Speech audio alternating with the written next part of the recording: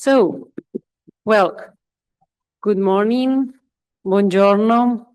My name is Vanessa Perez. I work for the UIC, the International Association of Railways. I'm very glad and very happy to be here today with you all and also with some people online. So today we are presenting the work that we have developed during the last years together with the different universities, Universidad Politécnica de Madrid, Universidad Complutense, Universidad de Évora en Portugal y Gustave Eiffel en París, así como, como decía, la Unión Internacional de Ferrocarriles, con la ayuda, con la colaboración de los ferrocarriles españoles, Renfe, Adif y Trenitalia. Sorry. I start speaking in Spanish. I say Politécnica de Madrid and switch. Sorry. So if I start speaking in Italian, just please cut me. So yeah, we are very, very glad to be here today. And in this very special old building, you will have different conversations with the railways and tourism and the different stakeholders. But first of all, I would like to thank the University of Florence, which is part of this consortium, of course, and that make this conference possible. And I give you the floor, Rico. Ok, thank you. Grazie Vanessa, andrò in italiano, tanto abbiamo la traduzione. Thank you, Vanessa. I will speak in Italian. We have interpreters available. Thank you very much for being here. Thank you also for all those that are connected online. It's a real pleasure to host you here. Welcome, everyone. Also in the behalf of my colleague, Rindy, the head of research.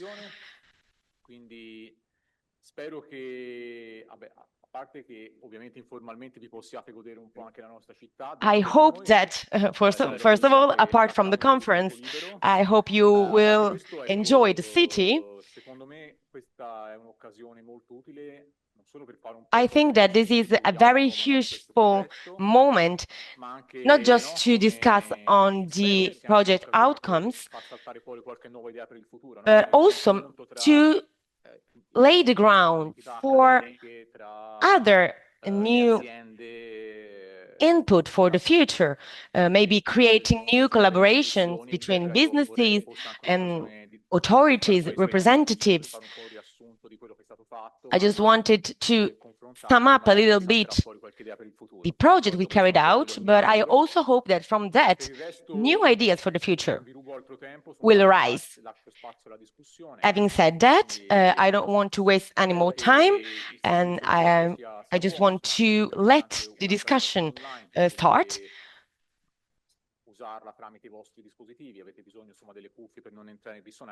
If you want to listen to the simultaneous interpreting service, you can do that directly with your devices. Please wear headphones. We will speak in English and Italian, and I hope this will be a very insightful moment. So thank you very much once again. Thank you, Vanessa. You have directed the organization of this event. So I say let's get started. Okay. Thank you. Thank you, Enrico. So now we will start with the first part of the program. If you check it, we will have first part of with a methodology. So the colleagues from the University of Politécnica de Madrid and the UIC will explain you how this idea worked, and then we will jump into two use cases in Italy and in Douro, right? So Anna, Alicia, and Jassim, please come here. You the floor. Good morning. Thank you all for your attending, especially to Vanessa for her coordination, great coordination, and Rico, and of course, all the UNIFI staff for their support. We are sharing this table with Yasin and Alicia. Yasin as part of the coordination of the compendium of successful cases, and Alicia, that is my colleague in UPM. My name is Ana Berrocal, and as principal investigator of this project, I would like to offer you a brief explanation about, a brief explanation about our project, Tour&Rail, that, as you probably know already, Tour&Rail have a dual objective. On a hand, improve the low traffic railway lines across Europe. This great heritage, that means more or less 200,000 kilometers of conventional lines. A part of this infrastructure suffer low traffic. And on another hand, addressing demographic challenge in rural areas. Yeah.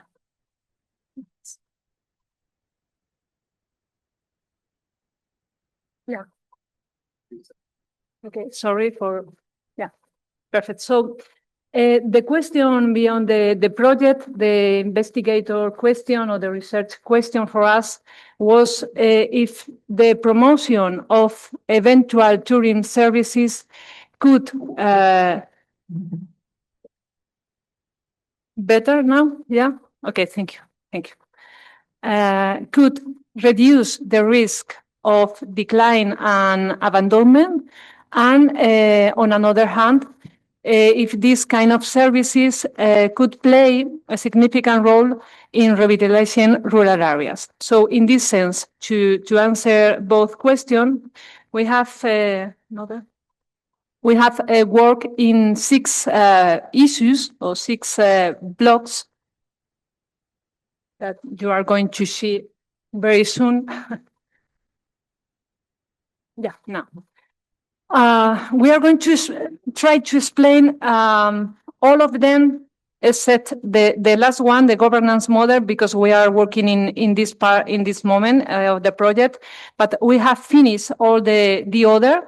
So the first one is the identification of low traffic railway lines in Spain, because Spain's play the role here of a study case. We have defined all the low traffic lines there, and we have studied the state of conservation and the suitability to an eventual touring service. The second part of the project was study the touring interest of the territory. We have called these values as territorial capital, the endogenous capital of their territories. The other part was the analysis of the social ecological structure of the territory. We are working in rural areas with very important problems related with demographic structure, abandonment, and so on. The other part of our project was talk with people to try to understand the social perception of railways and the potential of tourists in these lines. And we have finished the compendium of successful cases in all Europe. For the first part, we have identified all the low traffic lines in Spain, and we have made a classification related with the state of conservation for the infrastructure and for the stations. You can see here this classification from the best called A1 to the worst called C2. A1 means, for example, tracks with good state of conservation and lines electrified. And in the other part, the worst, C2, means railway tracks non in regular use and non-maintenance. it is the same for station. So, and I explained this very, very fast, but you have all the information here if you need to check it. But we have obtained this map with 53 stretches by class from A1 to C2. This is the percentage of the results. So the main lines have a good state of conservation, but there are some of them with a risk of abandonment very, very important. We have made this book as a result of this part that I suggest you to check later. We are going to put this book there if you want to take a look. Okay, for the second part, my colleague Alicia is going to explain.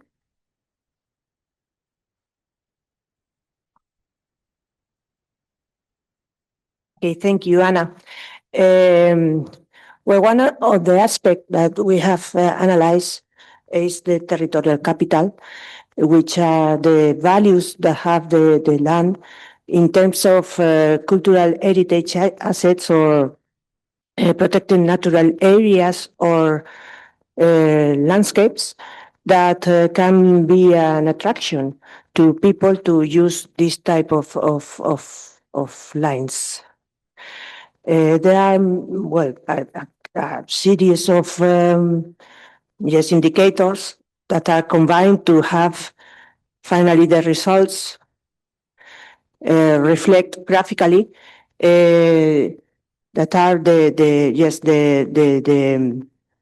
low or high territorial capital that have the territories that the line crosses.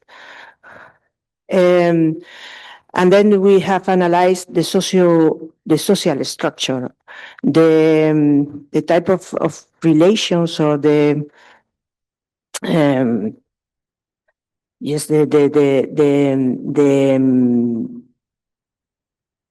social value or potential that have this type of territories and the relation that people or local people have with their land. And we are talking about rural areas, so sometimes the social cohesion of the territories are weak. And this is complementary with social perception, which is what people, local stakeholders, think about their territories and their own social structure and the proposal and the potential of the lines. And this is a very important aspect to take into account, we think. And we have made a series of participation process across the Spanish territory to have this idea of how people perceive the potential of the line. And yes, combining this type of aspect, we finally have the result of tourism potential of every track of the lines. And you have it graphically there. It is very simple and very briefly. There are different cases of lines depending on the weakness of the strengths related with, well, maybe the territorial capital or maybe the socio-ecological coupling or cohesion, which have with finally result in a low or high tourism potential, which is just an orientation. It is not a final result, but the objective is to give more criteria to the people in charge of the decision about the lines to inform about the real situation of this line, of the real strengths of or potential.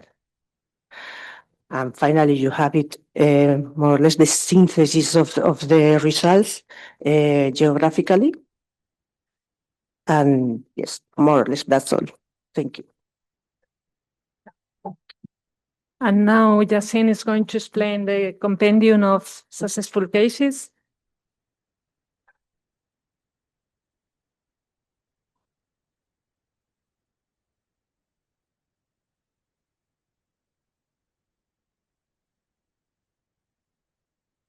So thank you, Anna and Alicia, for this presentation. Good morning, everyone. I'm Yassine Keladi. I'm transport advisor at the International Union of Transport, UIC. And today I will be in charge, as Hannah said, of presenting to you the parts of the project that has been focused on the study of successful cases of tourism reactivation of low traffic lines across Europe. So this work has been thought with two main steps, I would say, that corresponds to two main deliverables. The first one consisted of identifying at the European scales successful cases and to gather them into a document, a compendium. The second one was to study more in depth two selected railway lines, to compare them and to highlight in different contexts the factor of success. So in this presentation, I will present an overview of the process we built to reach these two objectives, to produce these two deliverables, and to give you a little bit of background to understand how we came to talk about these two lines that will be tackled today.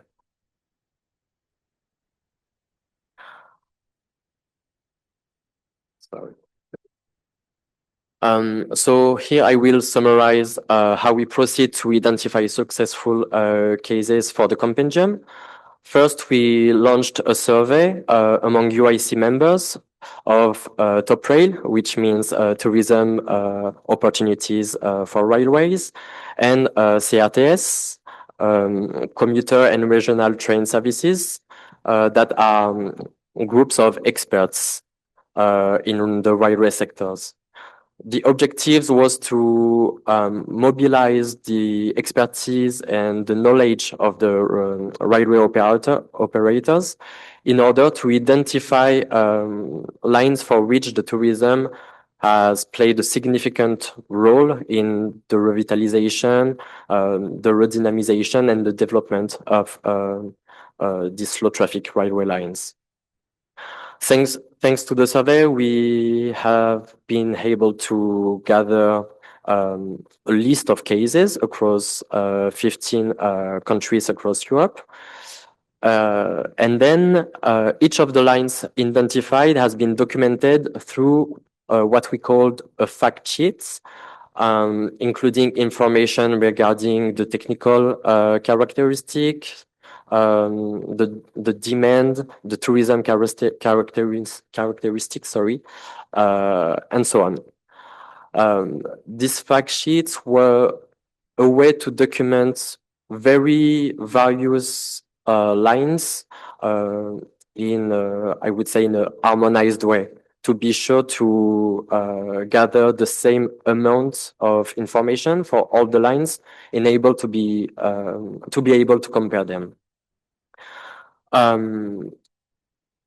We also, us as academia partners, have also been able to identify in some others lines that could be of a big interest for this compendium. Once we gathered all these successful lines, the work was not done. We sent them to the UIC members for review and validation to make sure that all the information we gathered was accurate.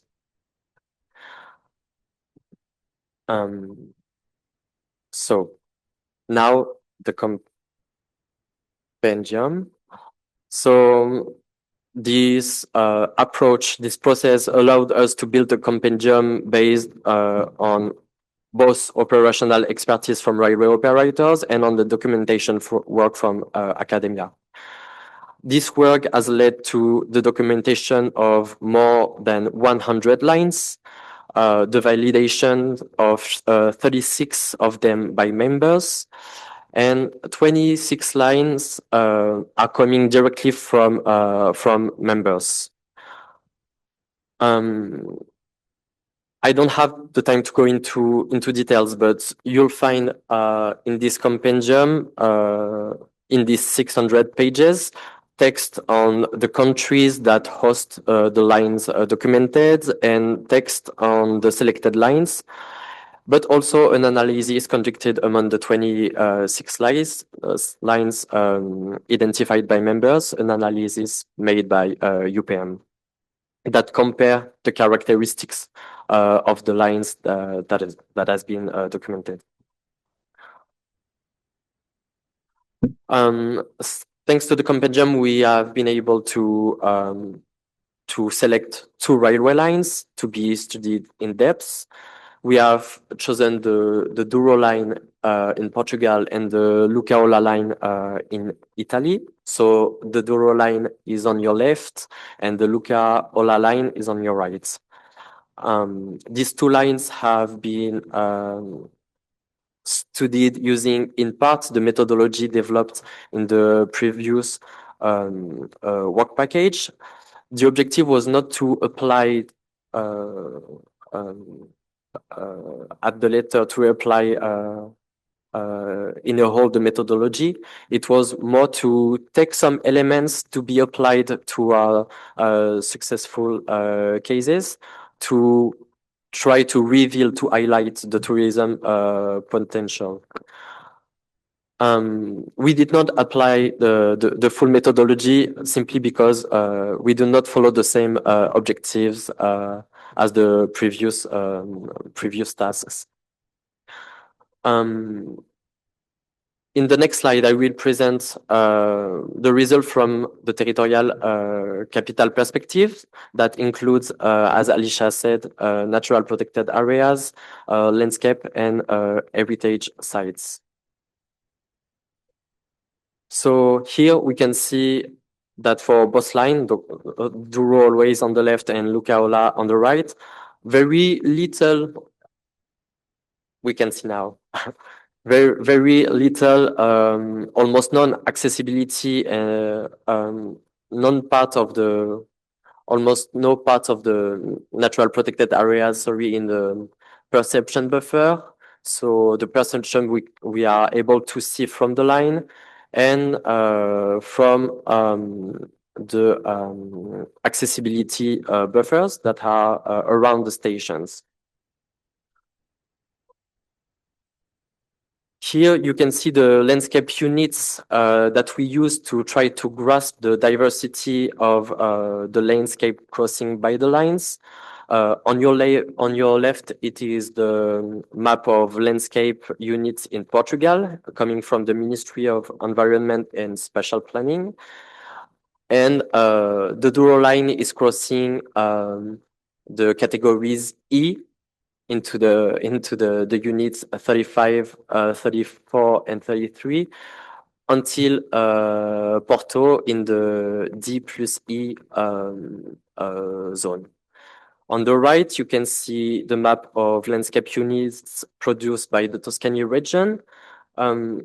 Very quickly here, I just wanted to display these 2 images to say that it allowed us to have more grounded information regarding the landscapes, how they are built, but also to point out that in these 2 countries, in these 2 contexts, this is landscape units based on different methodologies.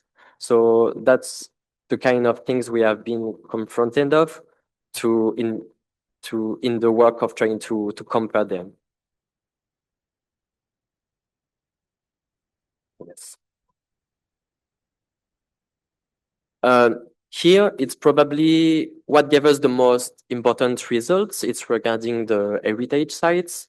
For the heritage sites indicator, we can see for the Douro line that the line is really embedded into UNESCO sites. And here I don't put Porto, but the line, because I only show you the rural part of the line, but the line goes to Porto, which also hosts a UNESCO site, sorry.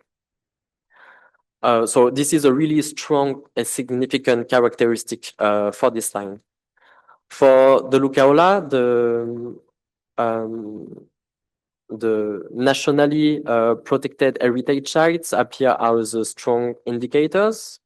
And we also noticed that a lot of them are concentrated into Lucca, which is really the main attraction of the line regarding the heritage sites, at least. We also revisited the work devoted to social cohesion.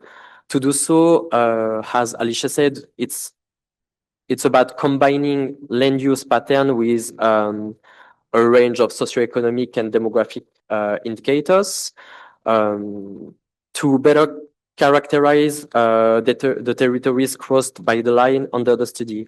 So the colors are the same, but the categories are not the same for Douro and for Olaluca. But very quickly, the blue zones in Douro, it's the territories where we observed more tourist activities. And it's kind of to be very fast on it. It's kind of the same for Olaluca. The blue zone are like the most touristic attractive. So yeah, this analysis makes it possible to identify contrasting dynamics, including areas experiencing demographic or economic decline, and yes, other more characterized by a strong tourism attractiveness.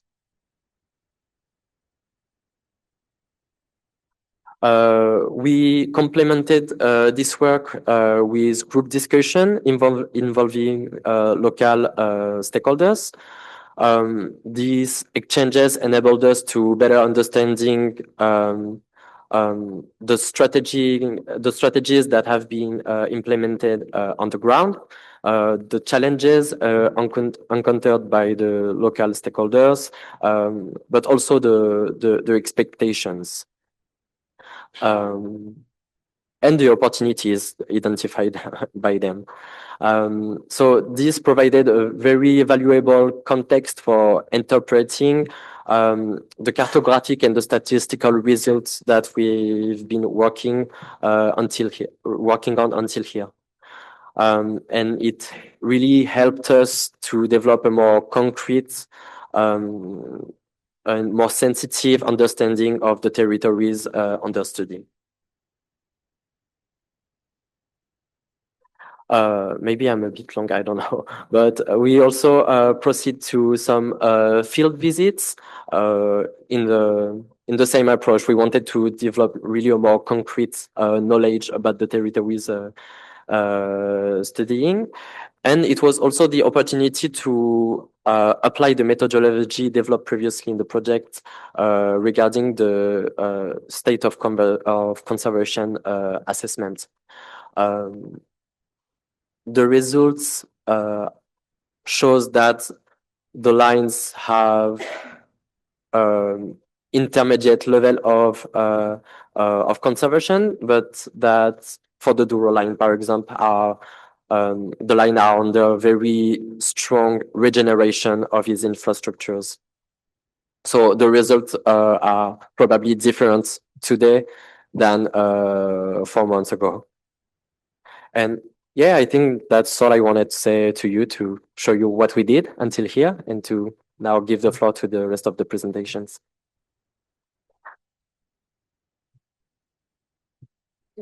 So we are going to start with the second part of the program. The first part was to explain you all the huge work we have been doing together to create this methodology and to go into the territories to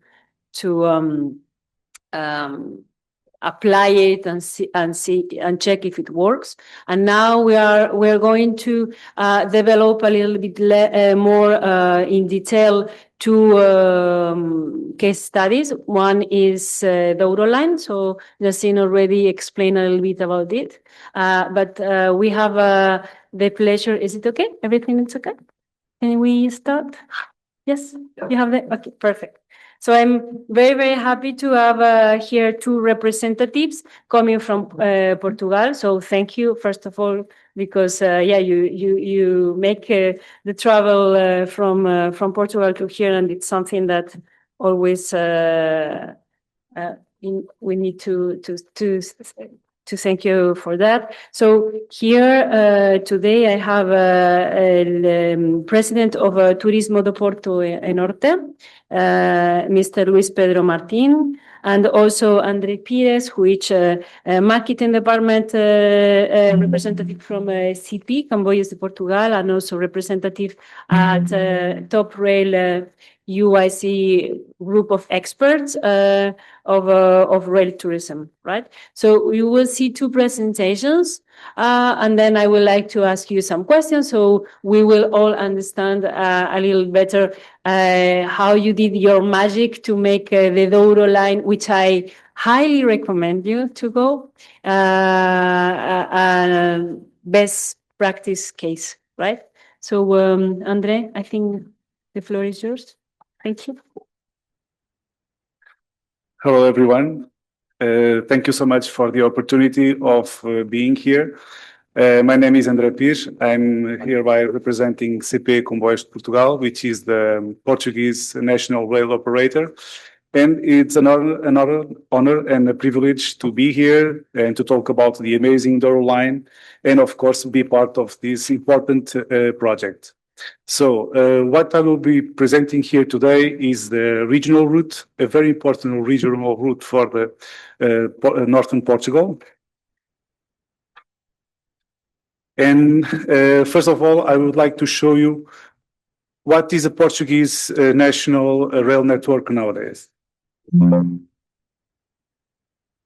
So what I'm showing to you is the Portuguese rail map with some important figures that goes from the extension for the current rail traffic nowadays. So over the last years, the rail network shrank almost 45%. But we have also important figures nowadays with ridership increasing. We have the best result over the last decades with almost 210 million passengers in 2025. My company has several services that goes from intercity services for urban trains, interregional trains, and touristic and non-special services. Our rolling stock is formed by tilting trains produced here in Italy. And also we have regional trains, urban trains, and we are now receiving finally new trains for the regional services, and more trains will be delivered from 2029 after being signed recently a contract with Alstom and EST Consortium to supply to us more rolling stock. So jumping to the Douro line, we will initiate our travel. We will talk about a little bit of what is the Douro line concerning infrastructure and services, the route, rolling stock, touristic programs, and of course, news and updates. I will try to show you an overview what is happening concerning history and until nowadays. So, concerning infrastructure, okay, originally the line had 200 kilometers extension. However, The closures in the 1980s led to the closure of the Pocinho-Barca d'Alva section, which is 28 kilometers, and of course the international section that goes until Spain. The international section closed in 1985, and 3 years after was the section from the Pocinho-Barca d'Alva, a link. Nowadays, the line has 170 kilometers extension, served by 37 stops, and serves very important municipalities such as Porto, Vila Real, Bragança, Viseu, and Guarda. It represents a very important link that crosses a very important rural area. So it's not new to say that railways has here an important role concerning socio-economical development and, of course, securing public service and in mobility. Concerning upgrades, so recently in 2029, the line was electrified from Caíde to Marco de Canaveses. This represented a 10 million euro investment. More recently, and finally, started the electrification from Marco de Canaveses until Régua, which represents more than 100 million investment in 43 kilometers. This will lead the opportunity to have more and new services until Indouro and until Régua. And there are two important things that are happening. So we have nowadays the Régua Pocinho and the Pocinho-Barca d'Alva that are in the project phase and upgrade works. There are things that there are already ongoing. And in the total amount of the investment that is expected to do in this important link is more than almost 170 million euro. So, as I said, there are a lot of things ongoing. Of course, there are some concernings and there are some restrictions due to upgrade works. The next slide, I will show you the services that are nowadays provided by CP. So we have until Marco de Canaveses on green color the Porto urban trains. We have interregional trains and we have regional trains. So here we have a more service that links directly to Porto, being of course Marco de Canaveses a very important place near Oporto, and of course the connections, the interregional trains that secures the visit to the Douro Valley that depart from Porto until Régua, Pinhão, and Pocinho. But in the middle, we have very important connections that are provided by the regional trains.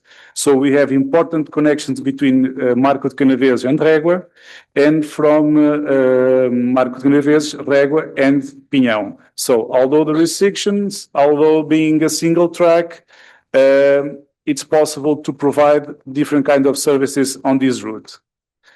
On the next slide, I will show you a video that will led to the opportunity to have a more in-depth experience in this presentation to get to know the Douro Valley.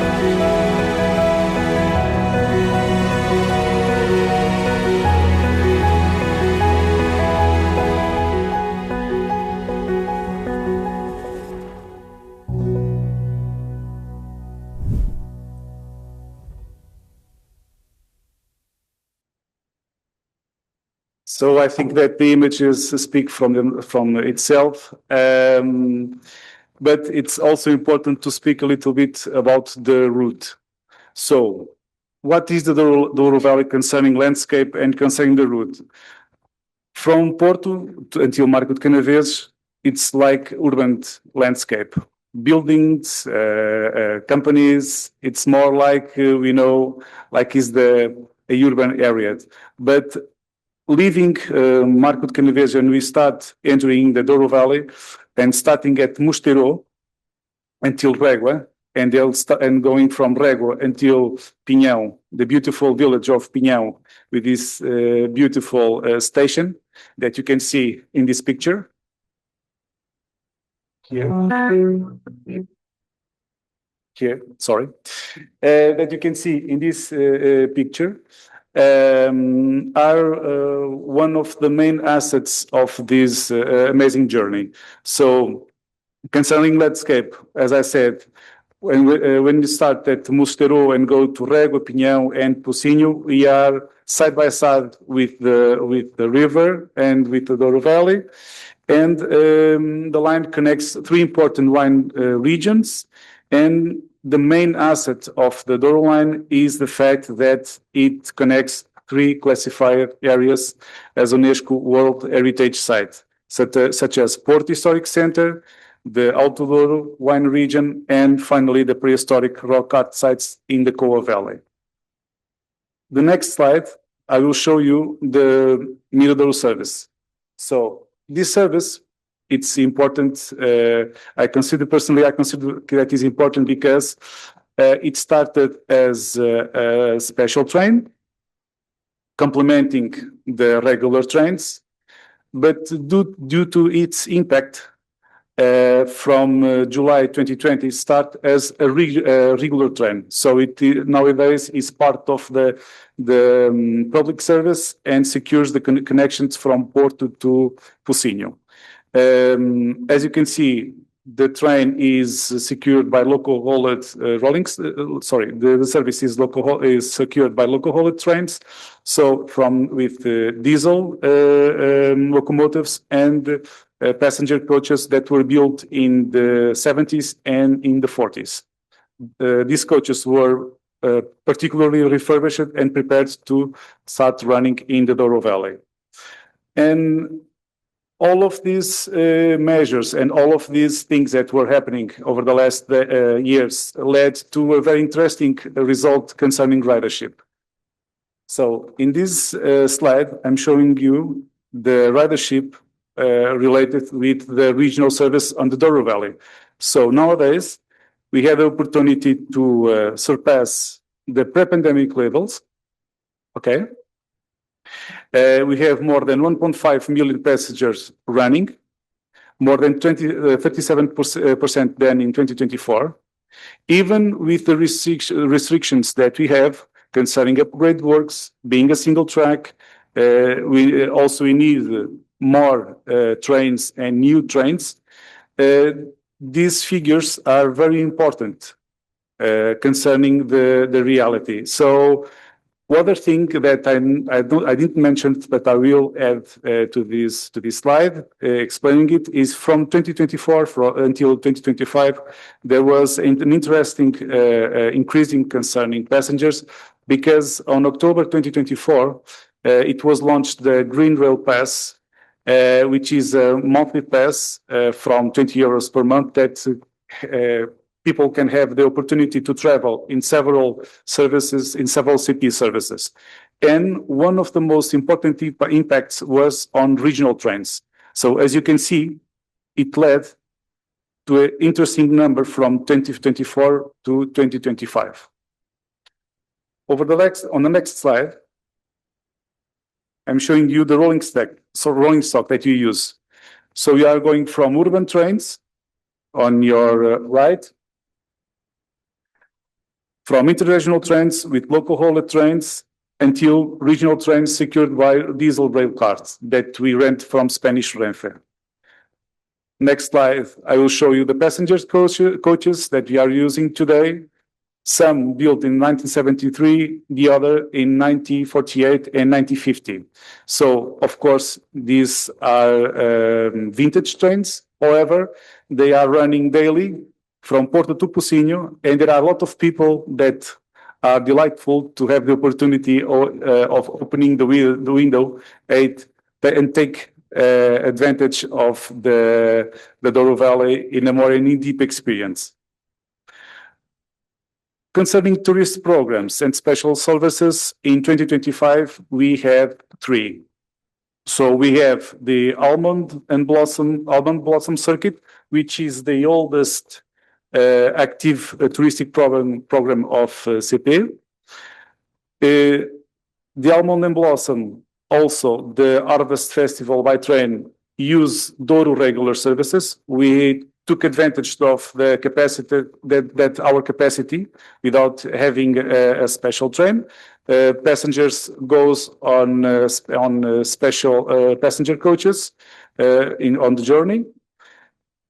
Okay, and we have also the presidential train that ran in 2025. Also, it is a luxurious train that ran in last year, and 5 trips were organized from Porto to Ferradosa.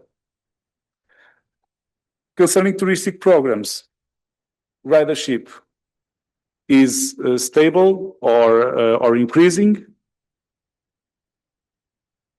And of course, now we are going to the main touristic asset, which is the Douro Historical Train. The Douro Historical Train was launched by the end of 1990s. It goes from Régua to Pinhão to Tour and then return to Régua. It's a one-day trip, offering in 2025 49 trips, and without surprise, the services were also fully booked.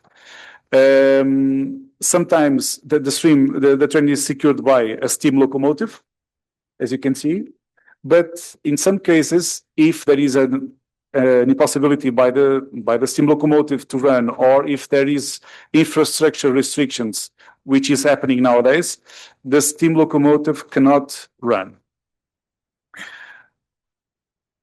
Concerning ridership, Douro Historical Train presents some interesting figures over the last years. There was a slight decrease from 2024 to 2025 because in 2025 the steam locomotive didn't run due to infrastructure restrictions from Régua to Tour. Finally, news and updates. So, in this slide, the news that were from 2021 to 2025 was mainly related with the Pocinho Barca d'Alva reopening and, of course, the upgrades that are being conducted in the Douro line. However, this year, there is a new touristic program in the Douro line, which is the Resende Sherry Circuit that will be integrally operated by CP. It's another offer that we are giving to our passengers, to our clients, and of course, it's another opportunity to visit and to travel in the Douro Valley. So I'm finishing my presentation. I hope that you like it. Thank you so much.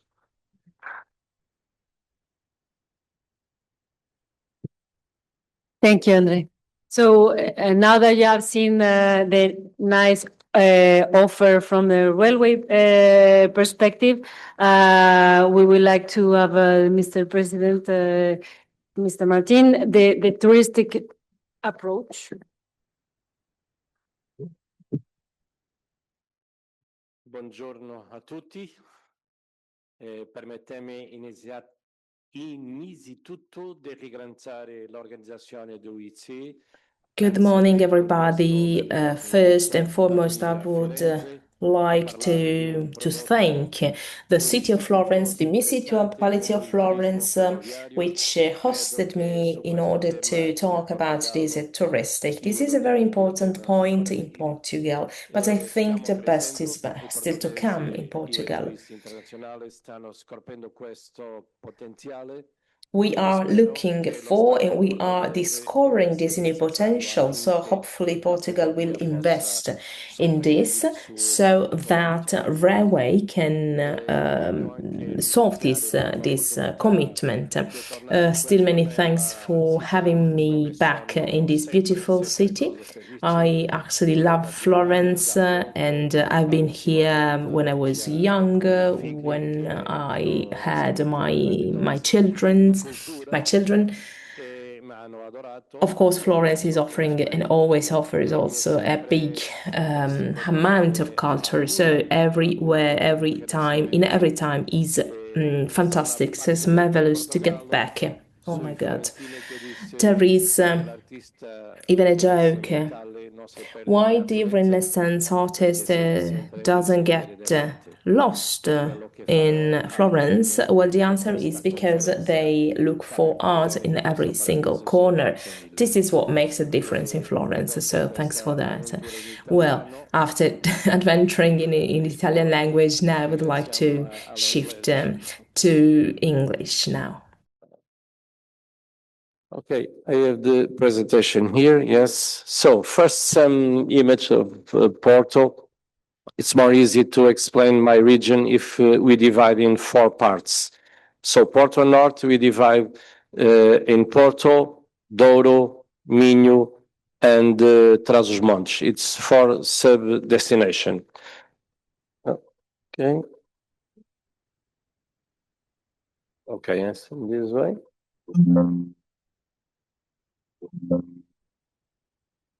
Abaixo. Okay. Like this, it's more easy. So, when I tell you, so we divide, all of this is Porto and North. In tourism, we divide the country in 5 parts in the continental area, and then we have more 2 islands, Açores and Madeira. But in the continental part, we divide like Porto and North, the center of Portugal, Lisbon, Alentejo, and Algarve.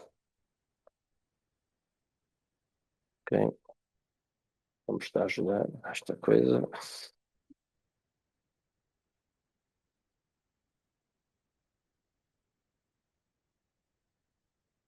Okay. Okay. So it's only 2 hours from Porto to Douro. Porto, it's where our tourists arrive in the airport. And now in the airport arrive 17 million of tourism in the last year in 2025. This is the Douro historical line. So the railway line has evolved from a functional infrastructure used for transporting wine in the 19th century into a tourist attraction in its own right, enabling uninterrupted enjoyment of landscape of the Alto Douro wine region. As André said, it's a World Heritage Site. In fact, we have 3 heritage sites in that line. A link between various tourist hubs like Porto, Régua, Pinhão, Pocinho, and Foscoa. Foscoa, it's the biggest area of rock art from Paleolithic in Europe. It's an amazing place with an amazing museum. Also, integration with other attractions, the River Douro, the states, the museums. We have 3 beautiful museums about wine in Douro. The railway heritage, of course. Thus, the railway line does not merely serve the destination. It is a central part of the tourist experience. Boosting wine tourism and diversifying the offering, the Douro line has been and remains crucial for the development of wine tourism, Porto wine route, Northern Portugal wine tourism route, and the subsequent diversification of dock wines, sparkling wines, and fortified wines. I don't know if you know that Douro, it's the oldest, the market region of wine in the world. The opening of states to tourism, tasting, grapes, harvests, accommodation, the promotion of regional products and the cultural identity. This has helped to reduce exclusive on port wine and broaden the range of tourism attractions. Rail tourism of Douro Line offers significant potential to promote sustainability in three areas: environmental, regional, and socio-economic. Environmental sustainability, the train is one of the most efficient and less polluting modes of transports. Lower emissions compared to road transports, electrification of the line and the way reinforces this advantage, less pressure on roads and reduce congestion. It can gradually replace the use of tourist coach, which is currently on the rise. Management of tourist pressure and special dispersion, and this is very, very important for us because in 2019, 75% of the tourists who arrive in Porto stay in the city of Porto. Not now, but we need to continue that work. Railway tourism allows for distributing visitors flow along the line, avoiding concentration in a few locations such as Pinhão or Régua, promoting less visit destinations, creating Thames products along the route. It promotes a more balanced and geographic distribution model of tourism. Promoting the slow tourism experience, the train offers a unique experience, continuous contact with the landscape, a slower, more contemplative pace, slow tourism, of course, greater authenticity compared to mass transports. This type of tourism tends to be a higher standard with a longer average stay and greater local spending. Integration with local economies. Rail tourism facilitates stops in small towns, and we have a lot of small towns in this line. Local spending, restaurants, crafts, farms, creation of microtourism products like festivals, tasting events. I invite you in the first weekend of July. We have a wine and music festival in Douro with a beautiful landscape in front of you. Strengthening of specific tourism products. The Douro line already demonstrates this potential with the historic train, as André say, and the viewpoint train, the presidential train. The presidential train, it's a very important product for example, the American market, the Canadian market, the Asian market like South Korea, and it's a trip with a lot of fun and of course a lot of wine, all sorts of fun. But it's a beautiful experience. This product sets destinations apart. They boost appeal during low and mid season and segment demand luxury, cultural, and family. Future potential with the reopening of the Pocinho Barca d'Alva section. The reactivation of this section called Strengthen the International Link with Spain, and for us it's very, very important because Porto and North, we have two regions of Spain as neighbors, Galiza in the top and near the Douro, Castela. We have a lot of work with Galiza, we don't have work with Castella. Why? Because the mobility is not easy. So it's for you, for the CP. That line is very, very important, not only for the tourism, but for the connectivity with the Castella, for the mobility, for the people who work in one place and live in the other place. And we know that happening in Portugal. There are a lot of people who live in Galicia and work in the north, or live in the north and work in Galicia. It's the same with Castella. And they don't have public transportation, for example. So it's not only about tourism. This reactivation of this section called Strengthen International Link with Spain, both tourism in the Upper Douro, create new cross-border rail routes. This represents a strategic opportunity for more balanced and sustainable growth. The Douro Line is a key asset for regional tourism development by integrating transport, landscape, and tourism products, boosting wine tourism and local economy. And let me tell you that we have a problem, not only in Portugal, but for all of the people who live and the work, it's about the wines, the producers, for example. We know that the in English, the consumption of wine.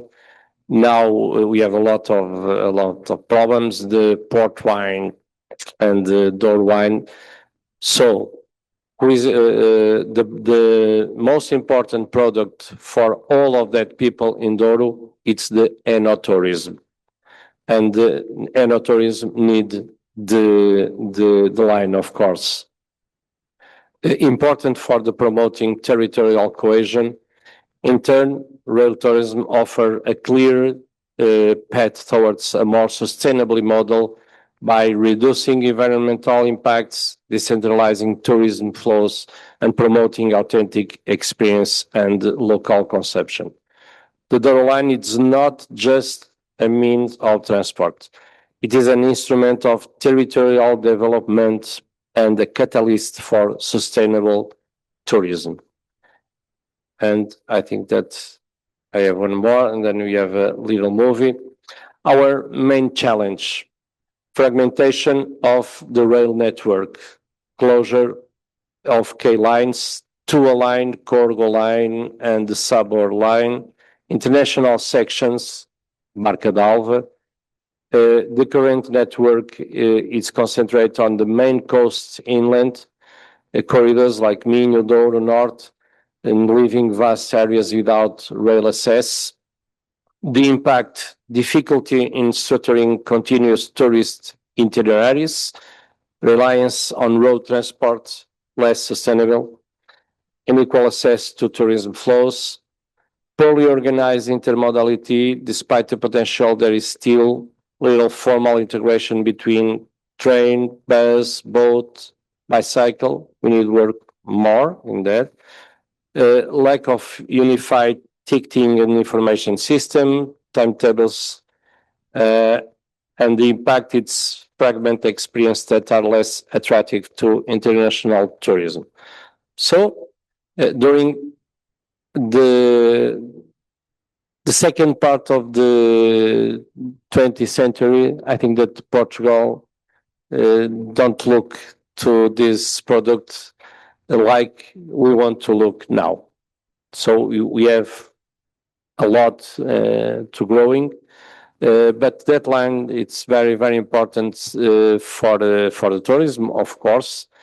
In 2019, for example, to have an idea, the American market, it's only in the 8th position in the north now, and because we have products like that one, now it's number 2 in the region, but the American market, it's number 1 in the Douro.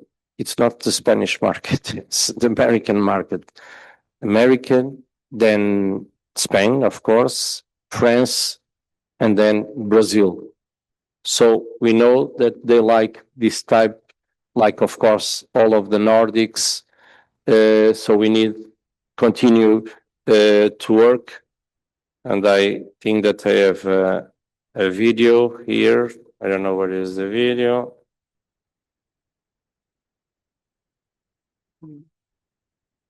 Oh, sorry. More image.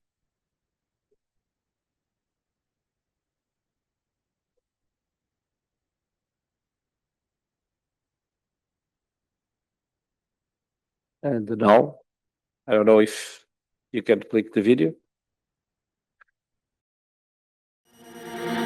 There is a lot to see in Douro, and the best is in plain sight. One look at the immensity of the vineyards is enough to lose sight of, to realize that dedication is not just scenery. It multiplies in full glasses, in stories and unique heritage. In Douro, hospitality stands out. It makes us feel at home and delights us with hands that shape a life. And even on adventure jumps, when the excitement kicks in, only the tranquility of those who have their feet firmly on the ground warms our hearts.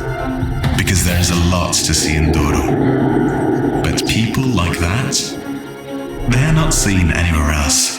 People with easy smiles, with a look that doesn't deceive. Eye to eye, you can really see that they are from the north. Yeah, it's that the work of CP, the work of tourism, it's all about people. In the end of it's all about people. One more slide. So, Northern Portugal has a rare advantage, a combination of strong territorial identity, listed heritage, and railway lines of high scenic value. The major challenge lies in transforming this foundation into an integrated system where the railway ceases to be merely a means of transport. It becomes infrastructure for tourism, culture, and territorial cohesion. And the great opportunity is very, very clear to position the North as a European benchmark for sustainably rail-based tourism, linking cities, the countryside, heritage, and landscape. Here you have a picture from, this is Six Sense. Six Sense is one of the best brands of hospitality in Douro. It's a secret, but in the next month, I think that we have for the very first time, the Four Seasons in Douro near the line. So we continue growing in that type of markets. And I finish my presentation with probably the most beautiful rail station of the world, São Bento station in the city of Porto. So thank you very much.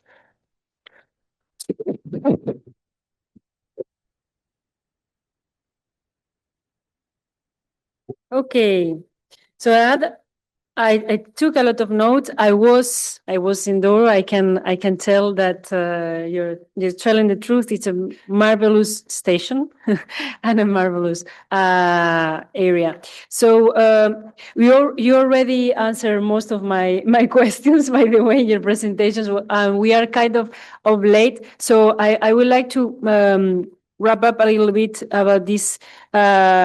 Two interventions, one from the point of view of rail, another from the point of view of the tourist. But actually, it was interesting to hear you talk about tourism, you talk about railway. So we can feel that you are working together and that you know very well the reality of both perspective. So just for the audience to understand, in the 19th, right, Andre, you said that a part of the line was closed. At some point, it was not even clear if the line will be, at some parts of the line will continue. Then you mentioned 170 million euros of investment for electrification. So now we have seen like the line is developing, and both of you mentioned the different stops in the area. So let's think about, this is not just a line for tourists, right? This is a line that fixed population give the possibility to develop, and you mentioned, Mr. Martin, you mentioned territorial cohesion, right? So, so the evolution that we saw that is especially important is that from a line that was not clearly, or it was almost about to be closed or part of it, to electrified lines with new rolling stock, refurbished with refurbished rolling stock, and of course future challenges. You mentioned the internationalization or the connection with Spain.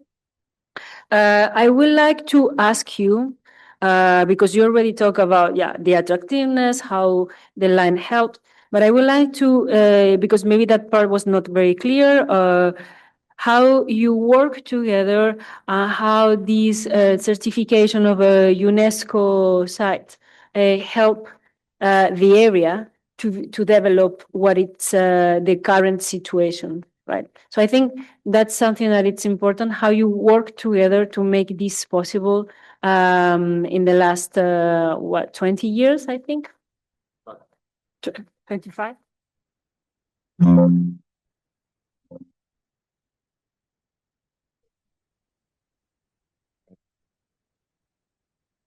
So concerning the Douro line, was there is the international section that is closed in 1985, and 3 years after it was from the Portuguese side, the 28 kilometers from the Pocinho Barca section. So over the years, of course, there were other closures in the northern region, particularly for metro gauge routes that were that served the Douro line and the Douro region. Of course, during the years, the line suffered several changes concerning rolling stock, services, infrastructure, and it passed, as Vanessa said, from a situation of some quite of a definition to electrification, into upgrade works. And of course, this is motivated.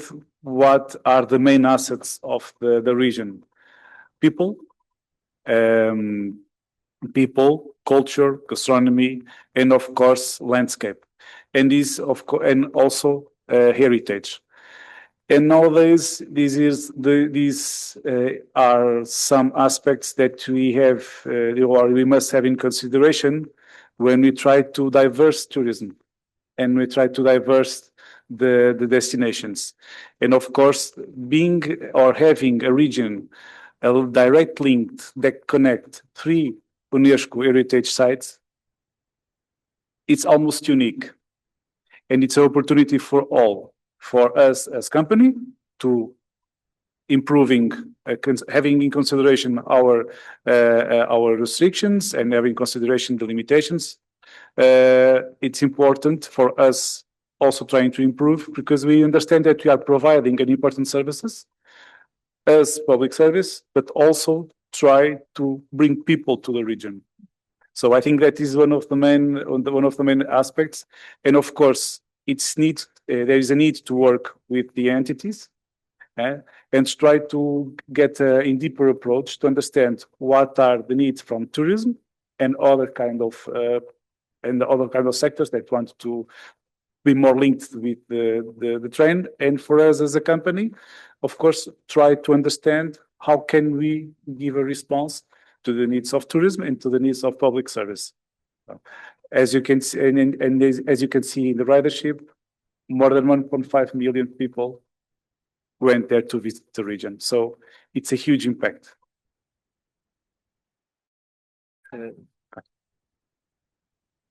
A part of my work in tourism is to explain sometimes to the central government, because we are not like in Spain that you have regions with autonomy. We don't have. We are a centralistic power in Lisbon, and we explain to the government, and we explain also to the municipalities that the interior of the country, it's not a fatality, it's an opportunity. It's completely different, our point of view. It's a big opportunity. But of course, the mobility in Douro, it's not so easy like in the other parts of the country, like in Porto or like in Lisbon. No, it's not easy because it's a valley. And when the tourism begin at 20 or 25 years ago, the beginning with the boats, with the cruise ships, yeah, okay. What is the problem of that product? The problem it's that the visit to Douro, it's like a safari. They go in the boat, they look to the landscapes, and they return to Porto. Many in Douro, zero. Okay, why the rail? It's so important, because the people can stop in the little towns. They can go to a restaurant. They can buy some crafts. They can sleep, and they can feel the soul of Douro. The soul of Douro, it's in the water, of course, in the river, but it's also in that type of small cities. And nothing against the boats, of course. It was a very important job that they do in the promotion, in the international promotion, but it's not so good for us like the railway, because the railway have that opportunity to spend more money in the region and help the economy, the local economy.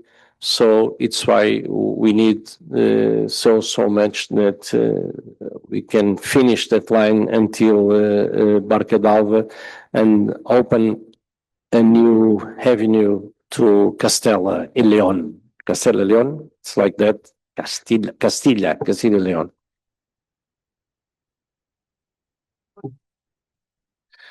I would like also to add one thing that I forgot. The impact on local business and on tourism. The Douro Historical Train, there are travel agencies that secure 50 to 60% of the seats on the train. Why they do that? Because they want to secure to their customers or to their clients, because they have combined products with train and with boats. So it has their own dynamic. So travel agencies look for us and to try to have those seats for their clients. So this is a huge impact on local business, and of course, because it is also an opportunity to bring more people to the region and have a differentiated product with boat and train. It's a win-win. I think, yeah, we are short of time. So just will I just to thank you. I think it's a very good example of 25 years of working together on the, I like keywords, and I think the two main keywords are connectivity. We talk about that, sustainability. So you want you don't we are in Italy, so we all know Venice or Barcelona. So there are when you having tourism is good, but mass tourism is a problem. So here you have opportunities, and then since it's a wine area, I would like to say that it's a good mariage. So they go well together, right? The train and the tourism. So thank you very much for your time. Yeah. To have success in enoturism, and now I think that Portugal, Spain too, we have success in enoturism. Enoturism is not only about wine. It's important to have good wine, of course, but we need to have beautiful landscapes, accommodation, gastronomy, and mobility. Without mobility, we don't have that product. Thank you very much. So now we are jumping from Portugal to Italy. I would like to ask the colleagues from Trenitalia, RFI, Enrico to come. Maybe we will take this. Bene, possiamo cominciare. All right, we can start. I'm Andrea Rindi, professor at University of Florence. Welcome, everyone. It's a real pleasure to have you all here.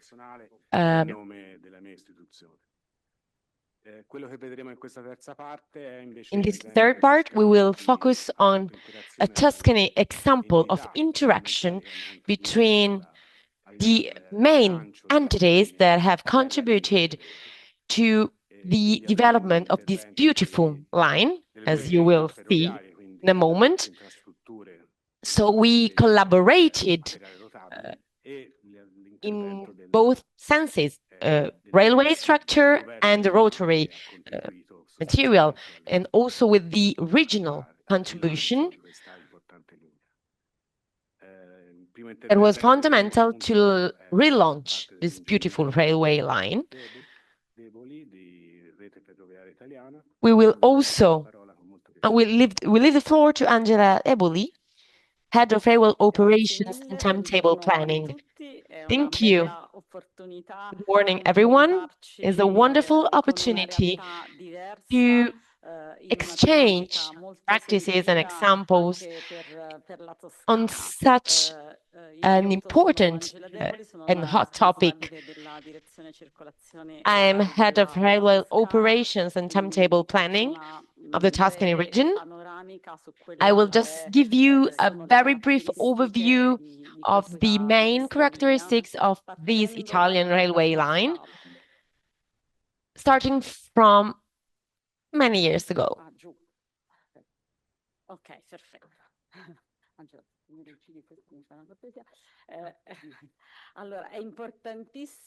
It's fundamental to start from the past to fully understand the present moment and to build our future. The Garfagnana line, that is to say, the Lucca-Aulla line, as you can see on the slide, started in 1890.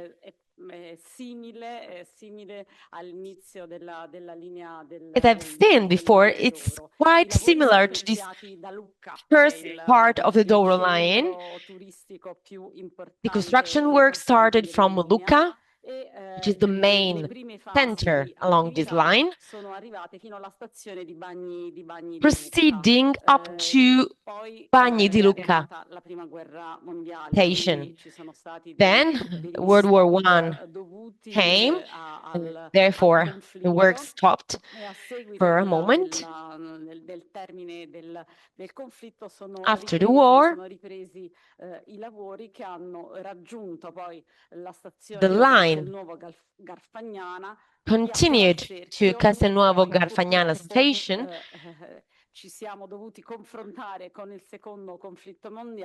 Then, unfortunately, World War II came with another interruption of works in this sense.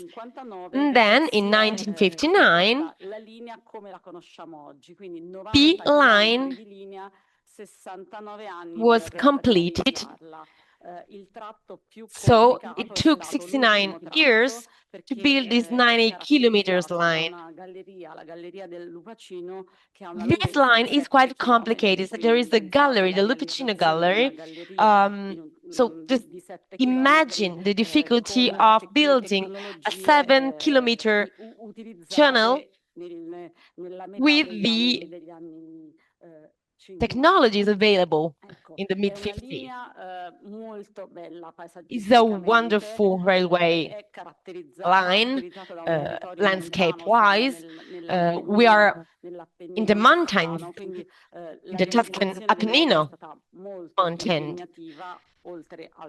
Therefore, construction was really hard,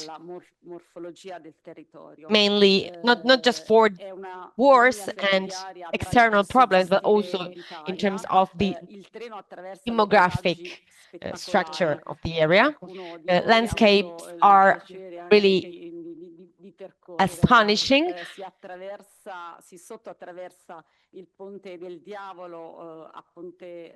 There is the Ponte del Diavolo in Borgo Monzano, passing along the Cerchio River with this beautiful bridge going through the Garfagnana Valley up to the Villetta Bridge on the picture on the right. These are all the main characteristics of this line. As I was saying, 19 kilometers, 24 stations and stops. It's mainly a passenger line at a regional level. There are just regional lines. We don't have the differentiation we saw previously with the Doral line. We have just railway, regional lines. We also have two important spots. First of all, Minucciano for freight transport towards the Emilia-Romagna region.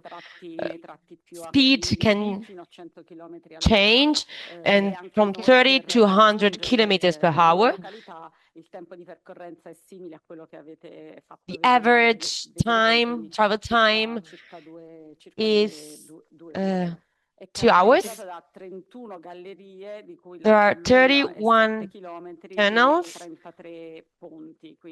and 33 bridges.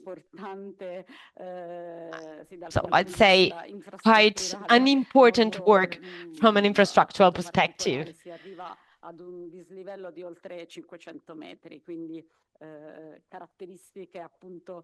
With a 500 meters difference of height.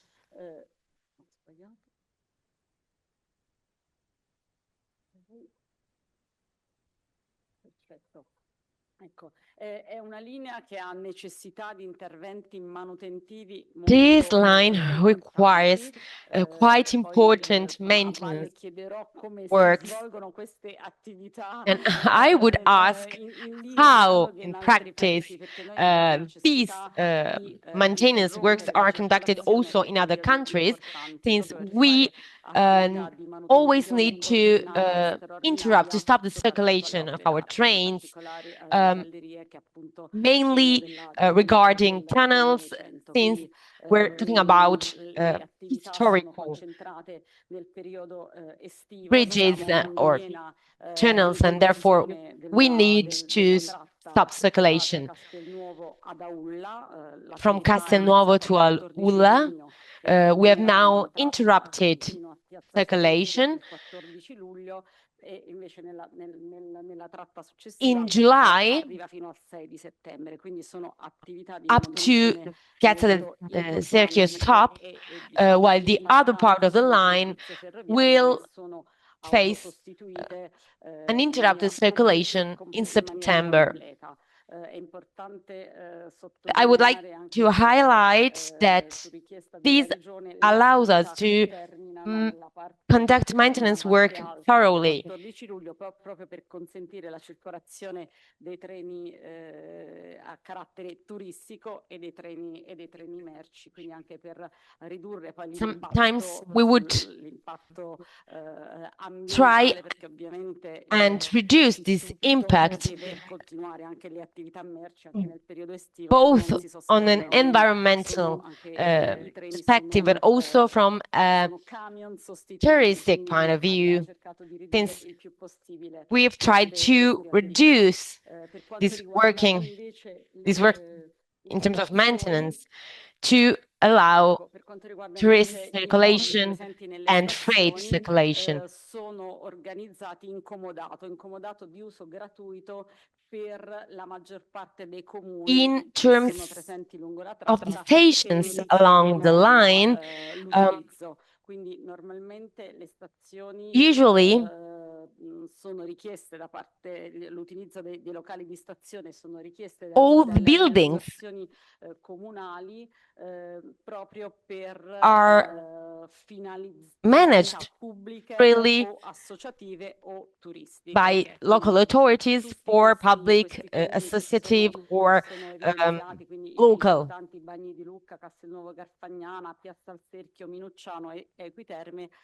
Objectives, therefore, Bagni di Lucca, Castelnuovo Garfagnana, Piazza del Cerchio can be freely used from public authorities.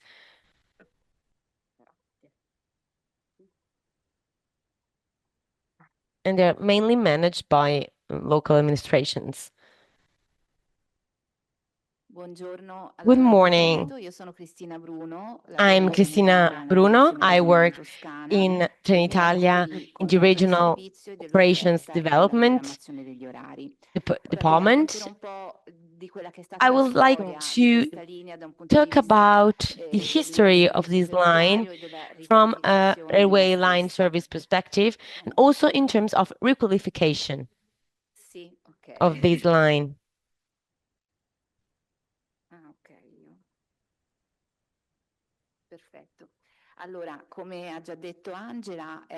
As Angela was saying, it's a line that connects Lucca and Aula, going through the Cerchio River Valley, passing to two different provinces, Lucca and Massa. This line is in a mountain region characterized by very narrow valleys, many mountains, bridges, tunnels.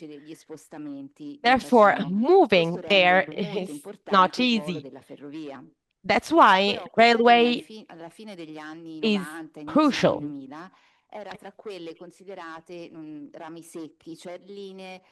In the end of the 90s,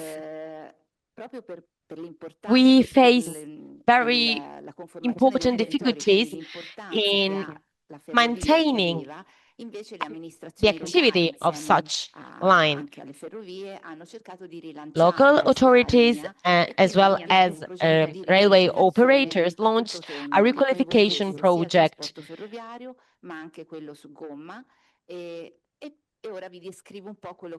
And I would like to tell you what we did from a railway perspective. We increased all services for both work and study reasons and tourism. Also, stations were requalified,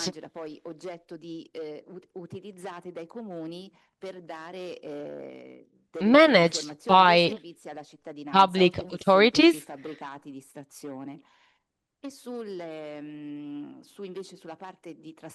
while for cars and buses, therefore transports on wheels,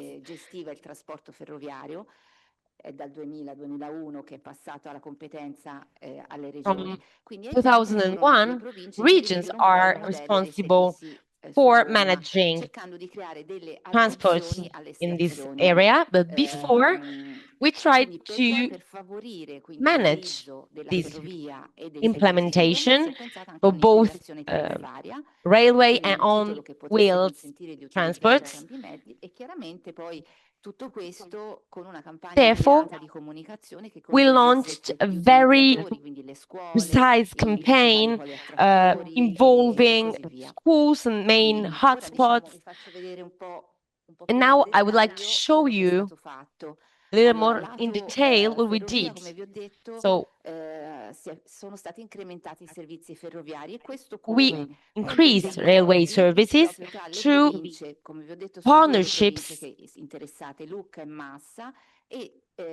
with Lucca and Massa municipalities.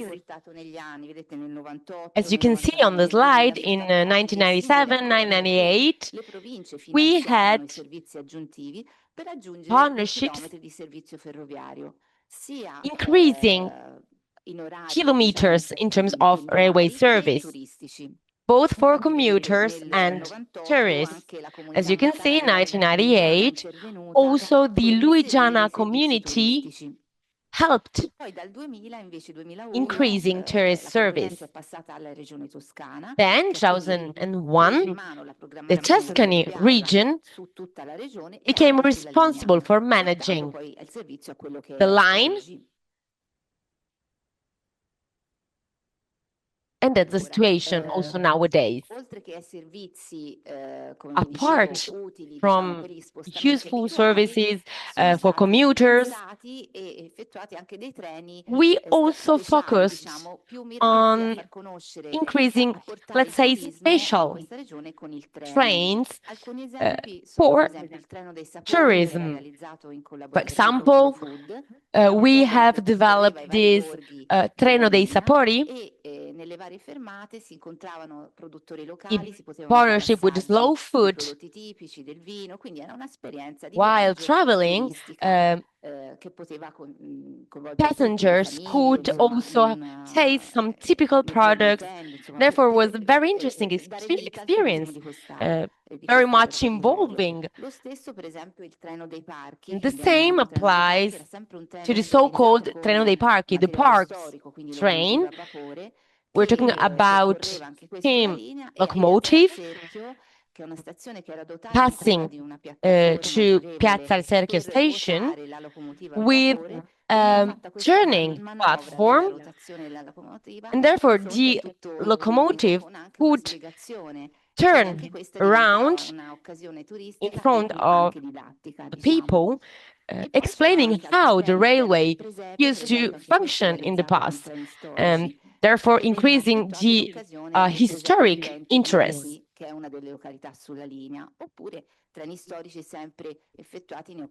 We also implemented other historic trains during the main festivities, such as Easter and other important moments in the year. What we did in terms of buses and public transport on wheels, we implemented bus services. We tried to diversify it compared to the railway services.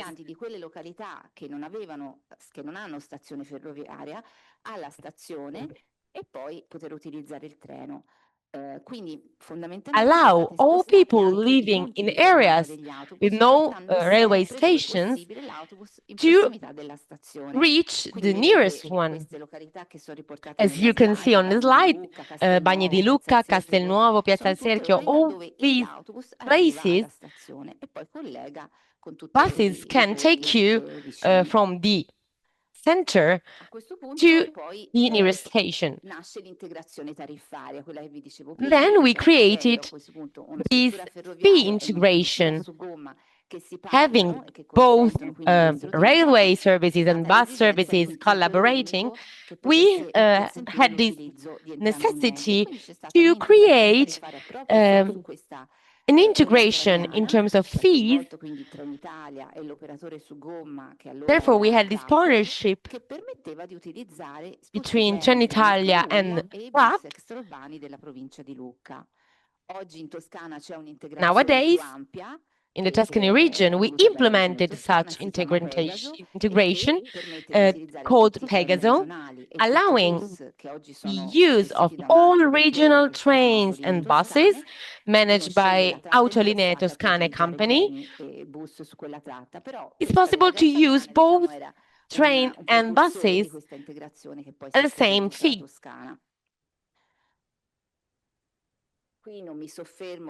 I don't want to go into too much details, but very briefly, we requalified and we did maintenance work in numerous stations,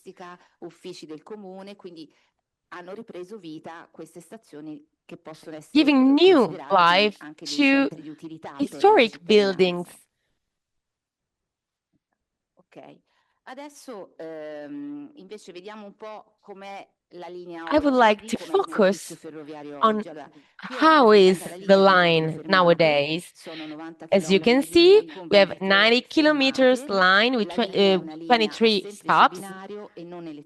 It's a single line, and we use diesel trains. Daily, 31 trains travel on the line with an hour frequency that slightly increase during certain moment of the day. Swing is the type of train you can see on the right, ATR 20, which circulates on the line since 2015. 11 of these trains have been bought by Tuscany region. The capacity is of 160 people. They can be coupled. Indeed, we do that in the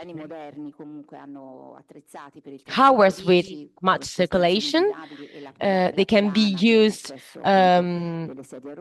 also by disabled people. They're completely accessible. There are the possibility to take on the bike, to charge your devices. And on the left, you can also see new trains, the Blues train, which is mainly used on the weekends. They're new trains with a triple limitation. They're both electrical, diesel, and battery powered. They're much more sustainable from an environmental point of view, but at the moment they're mainly used during the weekends. Normally, the swing train is used. Sempre uno sguardo a quello che abbiamo oggi per quanto riguarda la promozione turistica. Nowadays, in terms of tourism promotion, as in Italia, we have created travel books focusing on historic villages, seaside. This one, dedicated to wellness, is based on the idea of offering some insights on the experiences a tourist can choose thanks to our line. Another example of tourist promotion is the Garfagnana experience, which is an online operator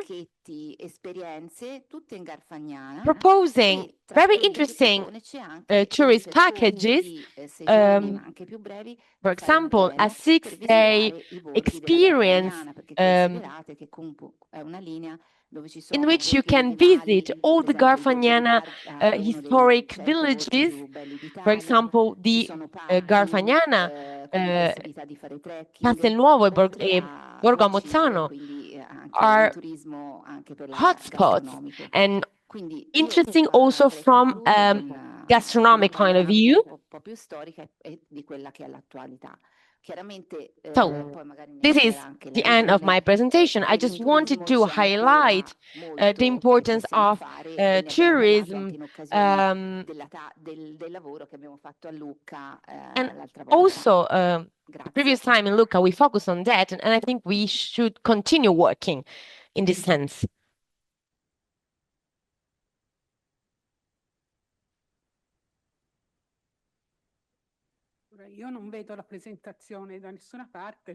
Sorry, I can't see the presentation anywhere.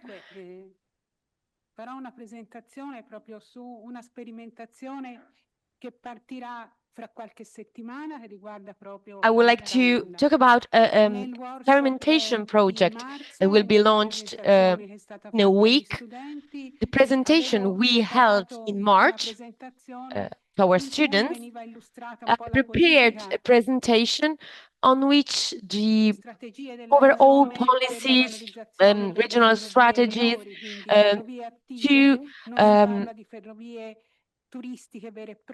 reactivate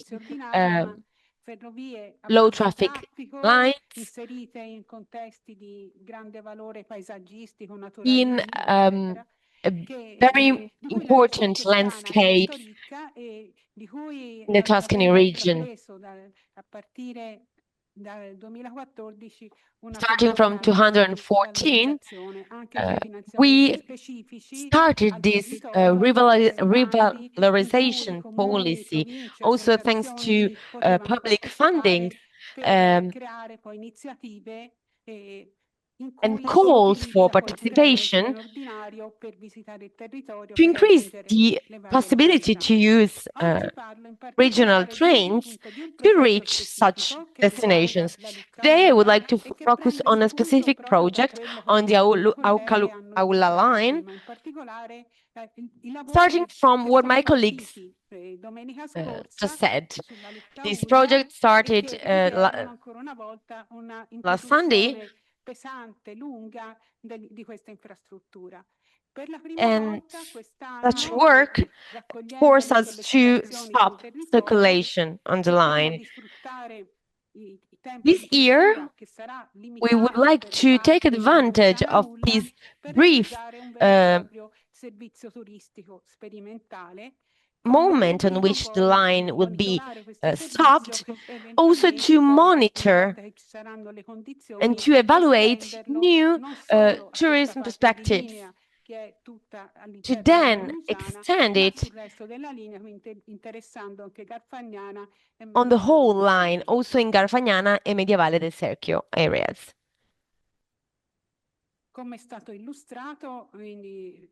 As already indicated above, we started last Sunday this work out, which will be interrupting the road from Castelnuovo to Aulla on a long term, actually, in a long term run. So for the first time this year, asked by the territory, the municipality of the regional Tuscany, we have intervened on the road journey Rinucciana-Aulla in order to diminish and to light the impact of the truck used during the railway interruption. So they have, of course, a strong impact on the viability, which is even more so a mountain viability, so is even more so stronger and stronger. So we have a chance to have the line available, which has been open starting from 15th of July up to 6th of September 2026 in order to experiment and to finalize a tourism service which is so unusual, so to say. So we will experiment tourism expertise and tourism, and at the same time, we will experiment also different planning of the service offered. So this would be would turn out to be very interesting for that. So what is about? This is a new redesigning of one of the last initiative Cristina was explaining to us. So there was a train from Minociano to Viareggio, which stopped in between in Viareggio, which was the shortest line first. We do not have anymore the infrastructure available, so the road map would be starting from Pisa, where is the swing deposit stock for this service, throughout Tyrrhenium Appian line up to Tremolese line, with a straight journey on the coast line.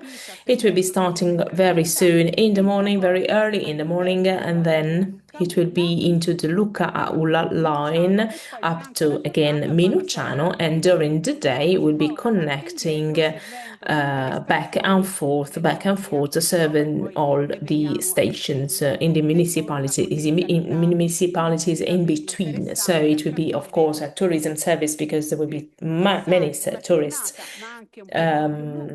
traveling on this line. For the ones who want maybe to move back and forth in these municipalities on the coastline, which is quite interesting, even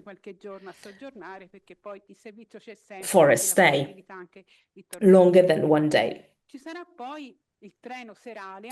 Then, of course, there will be the evening train, late afternoon, so to be used all over the day in Lunigiana line, with the same stops of the one-way. So what happens then in the Aula? Not just because we have this continuity planned together with this service, having the Lucca not being eliminated for now, temporary. So the timetable is absolutely coordinated, because on the Tremolese lines, starting from 2023, they applied the regular interval timetable, and these allow us to verify, to check which are the feedback, which are the effects of a different planification, which is not usual, but in this period will be actually tested. So they will have the chance to get from Parma, from La Spezia, and they would find a train rather than shuttle bus, and also servicing the tourists coming from Lunigiana. This is also important in order to assure mobility for citizens and for tourists. Both of them, they will be interconnecting among the Tremolese line on the coast line. So accessibility is 100% granted.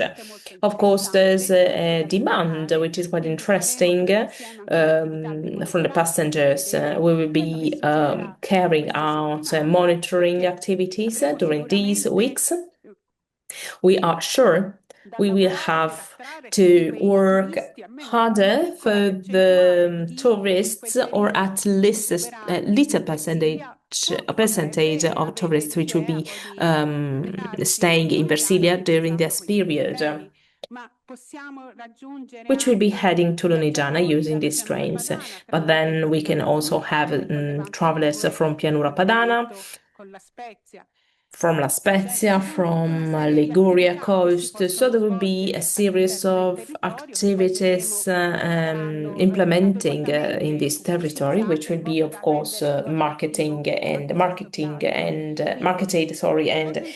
advertised in the right time.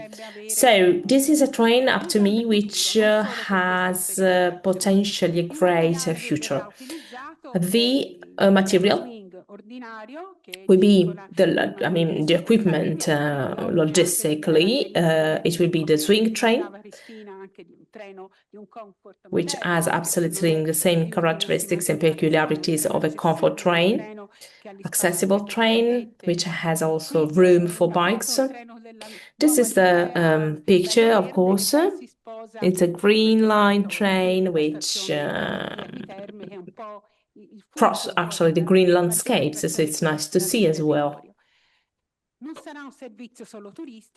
Of course, this will be not servicing only exclusively the service train, which would be not servicing just the tourist service. Azzano, Monzone, Fivizzano, Rometta are the last stops before getting to the point, and also for the citizens which will be heading to these cities during the summer time.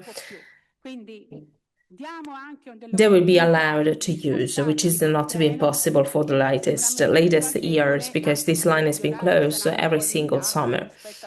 Of course, timetable will be not expanded, will be kind of limited, but anyway, this will be a useful and comfortable line to use. And the line we know between Aulla and Minusciano has strong potentialities. Here you see very shortly the destinations, the touristical destinations. So the territory means it is working to explore the territory in order to expand potentiality. Each single area will be working in order to offer tourists the best of services possible through a train journey. Just to say, just for your info, for example, Equiterme, what does it offer? So attractive points of interest are very are numerous, I would say. So there are touristic attractions, and then the thermal areas, thermal spots, and then there are the caves, trekking mountains, cuisine at the same time. So this is very much what tourists can explore in this territory. What to say? Investments are already in a course for the tourists. Actually, regions are investing in order to implement such a project. So there are ongoing some meetings with stakeholders, for example, in order to create touristic packages, offer touristic boxes with this experience, and then easing even what the tourists coming in these territories. So this is one of the many productions offered by the territory. Of course, AI is leading in this case. So this is kind of scheduled by AI, which has been produced entirely by AI. But you can see, of course, the timetable and points of interest in this area. We will see throughout the weeks how it is going and the other initiatives taking place during these days, together with the involvement of this territory at a regional level. We will see. So we are absolutely curious of what is going on. And this will happen for the first time. So our goal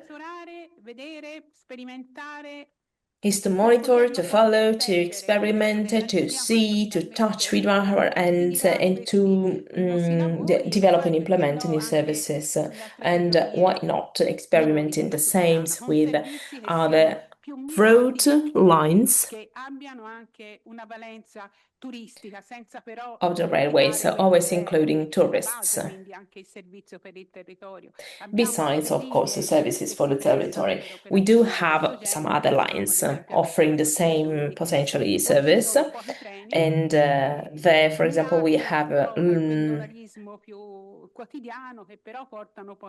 not so many trains available.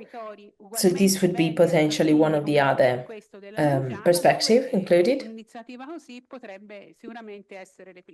So, for example, we can replicate these projects. Thank you.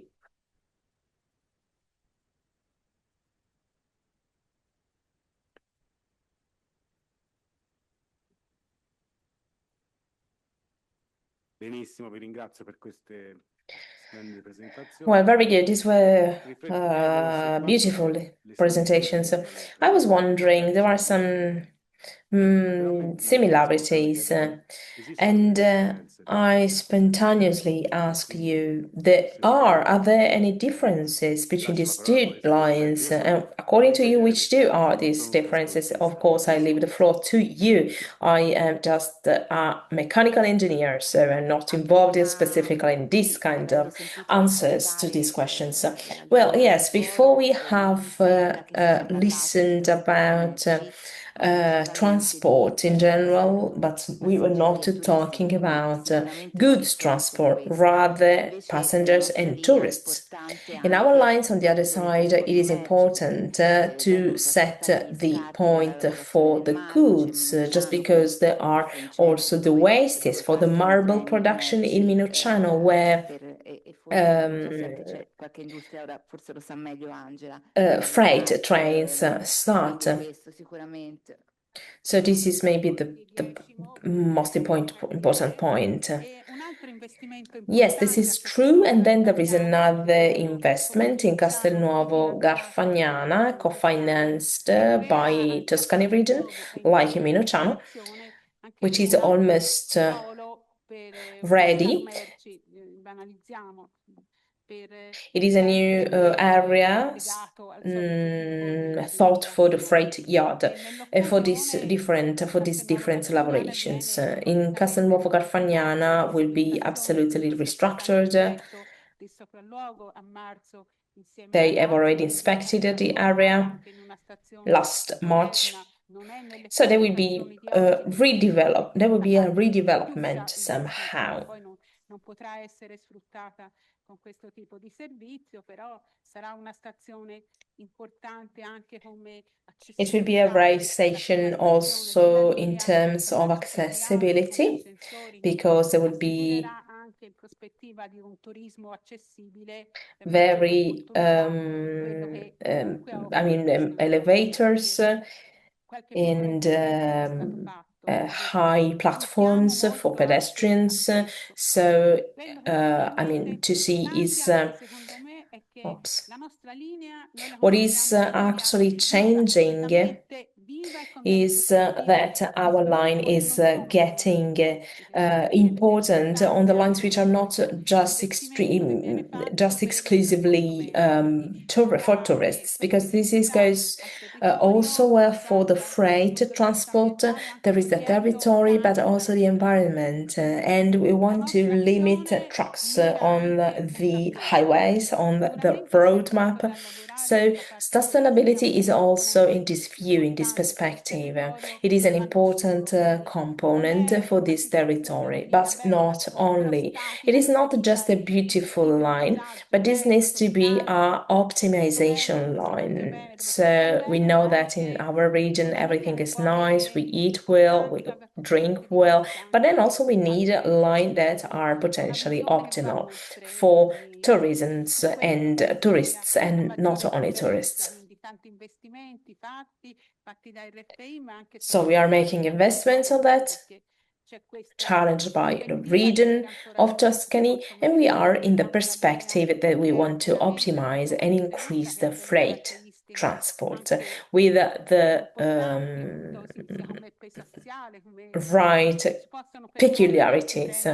treni pesanti, no? Quindi questo è sicuramente una This is the point.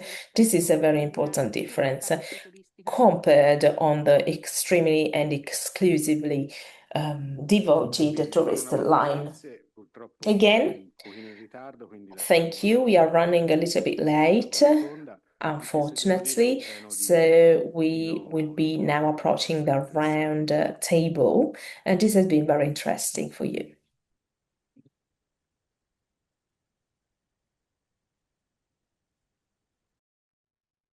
Hello, everybody. So my name is Nassima Baron. I'm professor at Gustave Eiffel University in Paris, France. I'm part of the Tour&Rail project, and very pleased to be a moderator in this last roundtable, introducing Carles Casas, Ferrocarrils Generalitat de Catalunya, Joana Fernandez, who will talk about Douro and your function. I'm from the International Affairs team. Sorry. I'm from the International Affairs team from CP, Comboios Portugal, from Portugal, and I will talk about the Douro line. Yeah. And Ana Berrocal is replaced by Carlos Romero. Carlos, you are I'm assistant professor at the Universidad Politécnica de Madrid. I'm part of the Tour&Rail team as well. Unfortunately, Federica couldn't be present, but welcome, Roberta Mesopasa, if I don't wrong, please. Yes, and I'm in charge of product placement in Trenitalia, and I'm sorry for Federica, but thanks for this opportunity. So we have this last roundtable, so it's all about wrapping up the topic of this morning and shaping the future of rural railways in Europe, understanding value beyond passenger numbers. So it's about value, and we talked a lot about territorial value and other values all this half day. The purpose is to bring between us a strategic debate on the future of railway services in rural areas in Europe and addressing governance, public value, multimodal integration, and long-term, short-term, and then long-term resilience. With this panel, the idea was to introduce first a first question to each short question and short answer, if possible, with a kind of figure or image introducing kind of visual abstract or visual idea, imaginary, each of the panelists would like to share with us in order to introduce their main approach of this very important challenge. Maybe I could begin with Carlos, because you were very integrated part of this long-lasting project, or figure project almost now. So maybe your image was quite surprising, but through this image, how do you analyze the key lessons to be learned from Tour&Rail project regarding the social, regional, economical values, or the value concept attached to rural railway lines? Thank you, Nassima. I bring this photo that is a tree in some kind of desertified area, and it's something that it's at some point similar to railways, low traffic railways in these rural regional areas, because what I see in the future is something similar to this. What happened with this tree and this area in 10 years, for example? We have two choices. One is let it die, and second one that I think is more important, more relevant, and we have the chance to do it nowadays, is try to revitalize this tree with these roots, anchor the territory, and railways in rural areas have the potential to do this. We have seen a couple of good examples today, and in the project we have worked on analyzing what are the main takeaways. I will bring 5 takeaways briefly. First of all, railways in these areas generate a multidimensional impact not only on the heritage, but also in the social inclusion, thinking, for example, on non-driving people. It brings second life to stations through tourism, through culture as well. It helps fixing population. Second takeaway is that the station assets matter as much as the lines. We have seen that stations are interesting points to revitalize the life in these rural areas. Third takeaway is that we have to change our mind a bit in how we apply our policies in the rural areas, thinking not on railways like a competition with car, but an element or infrastructure for cohesion. We have learned today about this as well. Fourth takeaway is something related with governance. We are working on this currently, but we have to think on how reframing these schemes for financing. There's a part on the subsidy side, but the tourism is a good lever to bring demand and bring economic strength for the lines. And finally, my last point is that the local context is crucial to develop these lines. We have seen the stakeholders, we have seen these two presentations where the local government, the tourist agencies, the transport operator, the infrastructure manager, but we don't have to forget that the local communities have a role in this, and we have to engage them. And that's are my takeaways. So, sorry, thank you. I turned toward Carles Casas because maybe with your Catalan perspective, maybe broader vision, I am asking myself and yours. Whereas we can say that there is a regressive perspective showing that rail industry, rail stakeholders keep a stronger interest in tourism questions and want more and more to connect with the tourist question and the territorial question. Thank you very much and good morning. I represent FCC, but I'm also chairman of Top Rail, the UAC project, organized involved in the project. And maybe the image I chose at the end goes a bit beyond what you were asking now. It's an image from one of the lines included in the Tour and Rail Atlas. It's line 220 in category A1, and it's in a small town called Castellnou de Seana. And I chose this picture because there's a train line. You can see it through the door, but there's also a window. And I see it as an opportunity. The future also reflects what you were saying. That's a challenging situation. Obviously, we have a lot of work to do here. Also, there's a graffiti. We don't like graffitis very much in rail industry in general. But here, it also reflects some kind of pulse and some kind of still of vitality within this territory that otherwise looks abandoned.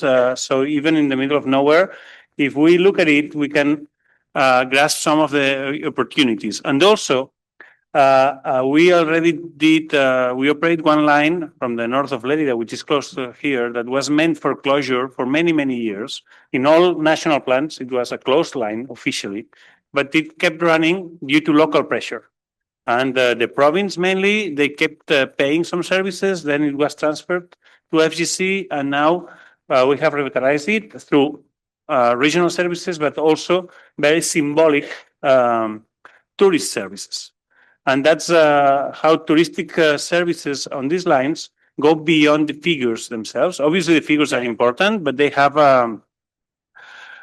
also a sort of emotional value that gives some additional pride and sentiment to the territory, having these special singular services, not just regional trains that move people around. And that's also very important. And when we think in fact, talking about these services with the territory. They are much more concerned, if the figures are lower, on how these services can be a projection of all the region beyond the rail itself. So they are very important. And here's the challenge. We meant to do the same thing in this line in the future, a line it's not the same case. Has never been meant for closure. In this case, it's just a main line passing through. So all small towns and villages through the line have been neglected. Now with the high-speed line, even this line is becoming a secondary line and much less traffic. So that's why it's important that we look at this image on the reverse. So as an opportunity, a window to the future, and also how we can connect with the territory. And that was a little bit the idea. Then I will develop about the stakeholders later on the roundtable. So, okay, let's come back to the Douro because it's connected. And so thank you for the symbolic window, because the window, the future, and what you go through. We talked a lot about the Douro this morning, and still not. It's changing. It takes time. It takes a few seconds, maybe. It's like a regional train. It takes its. So I wait. Yes, when you change, I guess. No. Now it's there. No, it's changing. It's magic. I do not. Yeah, no, it takes its time. But don't worry, it's coordinated. So thank you. I wanted to ask you about the way you at Camboyos maybe could use the emblematic and successful example of Douro Line in order to promote or to transfer this learning results to other lines and to spread around the benefits of Douro Line, territorial benefits to Douro Line, maybe to other projects developed in Camboyo portfolio. Well, I just wanted to add a little bit to what my colleague was saying just right now about these territories and what is happening here. And we all have been quite impressed by the images and the footage that we've seen from Douro Line this morning. And you look at this picture and you see, oh, lovely landscape. But I want you now to try and see a little bit beyond the landscape. I want you to look at the territory. You will see this is a rural territory. You will see the main activity there is vineyards, is farming. And farming and planting and taking care of vineyards in this kind of landscape, it's very hard. It's not made by machines, it's made by hand and by groups of people that take care of the vineyards throughout the year so the wine appears. You will also see there are no big there's a couple of houses there, probably people who live there. They have a small cafe, but there are also people who live there in this region that have schools. There has to be a medical center. And you also notice on the landscape, there's no roads and there's no viaducts and there's no freeways. So all the people will be concentrating on the margins of the Douro River, living there. And the best way that they can move around the territory is using the train. So we can look at this landscape as an opportunity for tourism, as my colleagues were saying to you and explaining to you and showing to you. But we have to look at these communities as people that are living there, and the train and the mobility is a way to prevent and to stop people from leaving those places because they cannot find the means to go to a healthcare station or a pharmacy. So what is more important and what we found out here at the Douro Line, tourism was quite an opportunity. And coming back to your question, which is really relevant for what we're discussing today, but I wanted to do this consideration because we have to see beyond. We have to see the landscape. We have to see the conditions that these people live there. There are not many, but we have to retain them on the territory. So tourism is a way to retain people, but they still have to go to school and they still have to go to work. And the train is the best way to ensure this mobility because it's faster than going through a road. And you can also say, oh, it's faster to go through a road for the people who live there. But for tourism, you have the best views, because the train runs along the Douro River and the road does not. So you have a very beautiful view, an immersive view on the landscape. You will see the valley, you will see the vineyards, but you have to see the work and the people who live there. So there's both sides to this coin, like you probably would say. So two good examples that we have here as touristic services, because the theme is tourism. We have one of the oldest running circuits touristic circuits that CP has. It has been running for the last 70 years, which is the almond blossom circuit. All these circuits are seasonal, so it's always connected to a product or to an event. So it's the almond blossom time. So the train runs during 2 or 3 weeks in February, I guess, depending on the blossoming of the trees. And this kind of program, it's a one-day program, and it inspired other programs that CP has concerning these kinds of circuits. It's one day, it's an integrated ticket. People get into the train, in this case in Porto, they go along the Douro line, they have a bus that takes them to see the fields with the almond trees, and they also can hike among the trees, and it's a full experience. Another good example that we have is our first historical train service, which is the Douro historical train. This service starts usually in June. This year has already begun, and it ends in October. It was very important service because it was the first service that we run with historical rolling stock, and also inspired another historical service with historical rolling stock, which is in Volga line.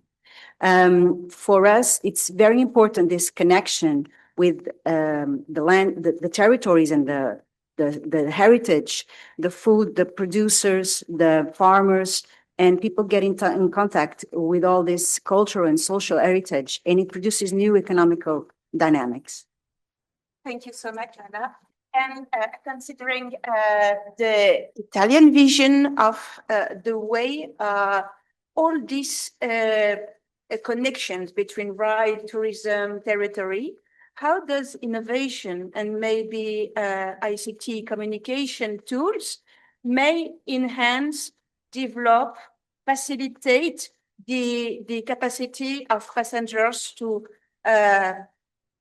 be aware of this supply, of this possibility, first of all, and then have the possibility to buy remotely maybe, and then to enjoy even maybe with digital tools and having this material and maybe virtual experience in the future, don't know.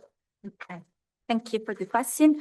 The picture, okay, the picture Federica prepared want to be a resume of all the works that we have seen today, because it's showing all the pillars involved to valorize rural area thanks to the train, and we can see all the actors that are involved in the activities. So we see all the, for example, one aspect that is really important, how the society changes into the territory, how the system are important, the interconnection, how we can offer many, not only a connection, but also intermodality to all the clients. How can we give and use sustainable system?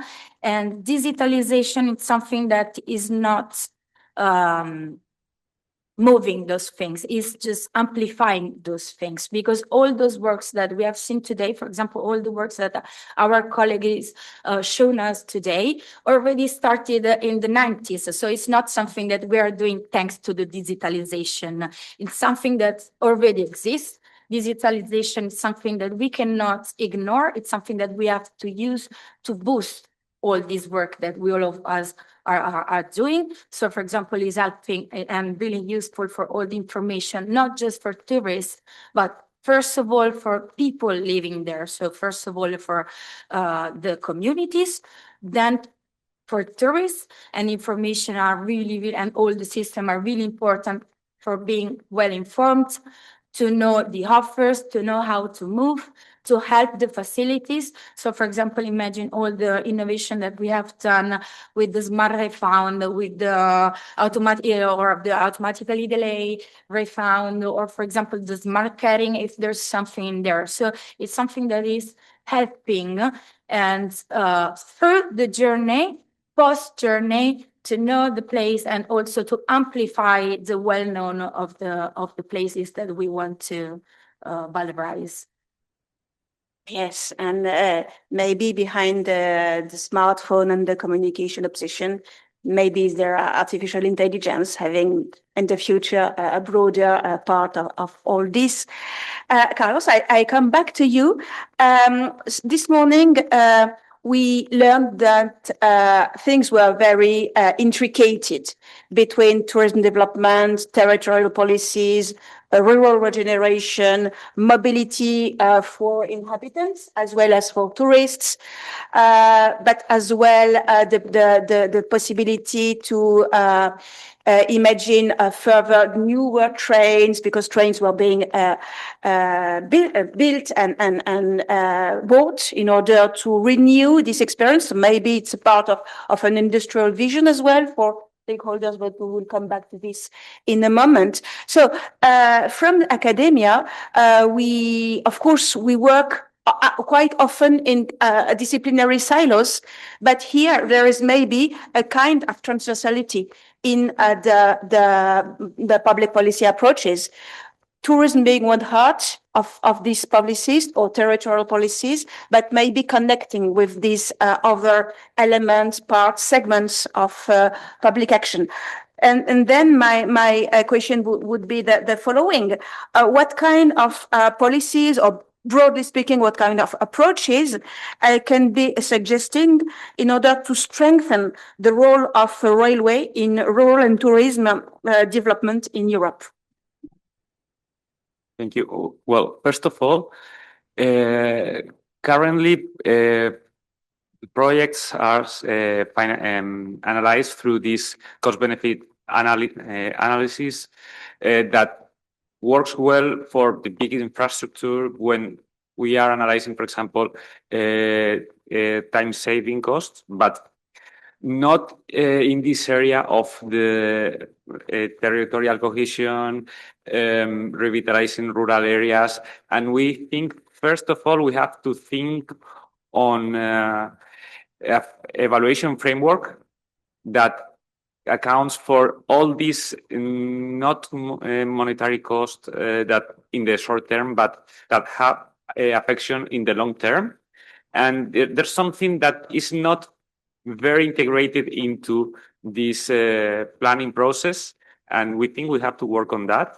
There's something I recommend putting effort on.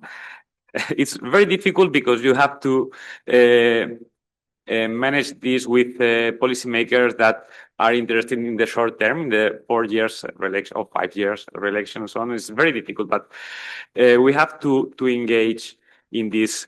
Second, and for this, we need to build some systematic data sets for a better decision making, because we have faced this problem within the project.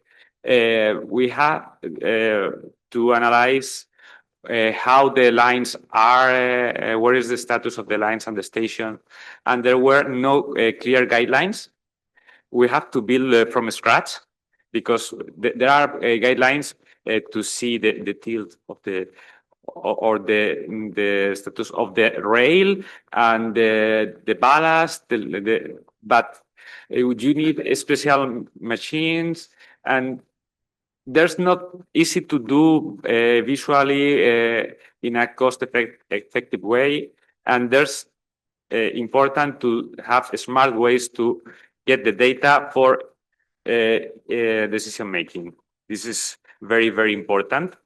And I would say another key point we have detected from the academia is to help in this kind of creation of partnership. We have seen in the Portuguese case, we have seen in the Italian case, that it's not just one operator that wants to bring one tourist service, or just the local community that decides we want this line functioning.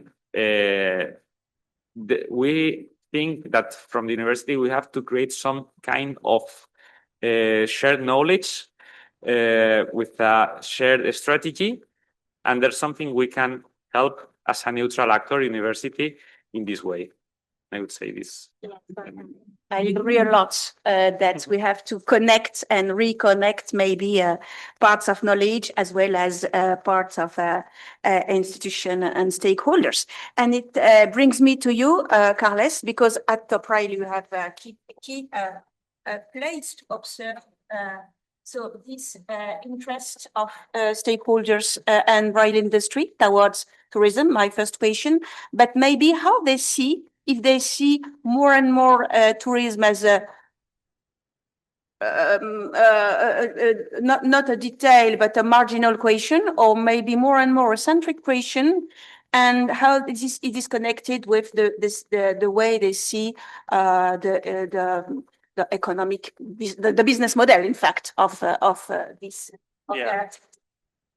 Well, I think, and linking a little bit what you're saying and taking a step back, I think that tourism, in rail industry, traditionally, has not been, in the best of the cases, something marginal, more usually something even neglected, because rail industry thought that their business was moving trains.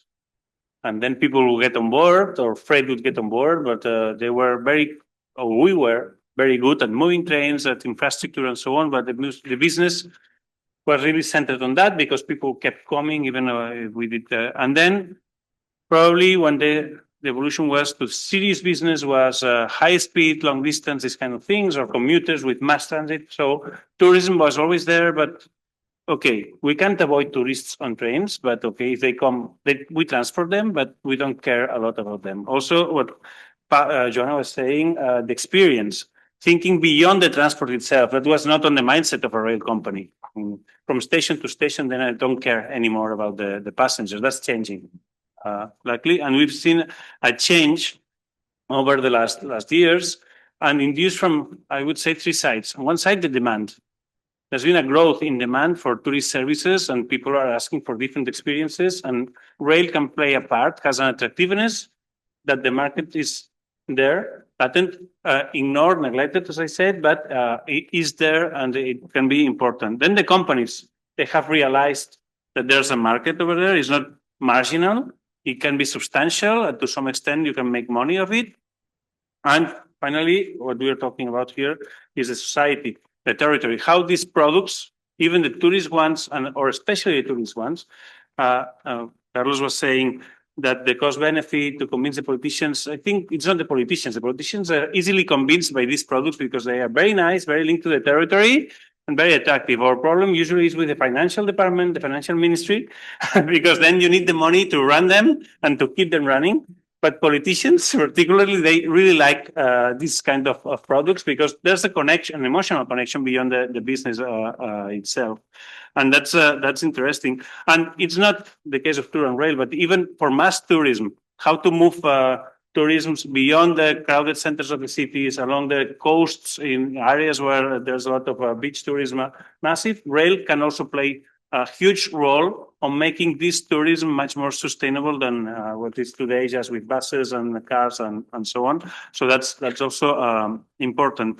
And the niche market, I think that we categorize tourism as one market, but there are several markets there. And that's where also specialization, and once companies start to look at it, for tourist-oriented products, is not a niche market, it's the main market.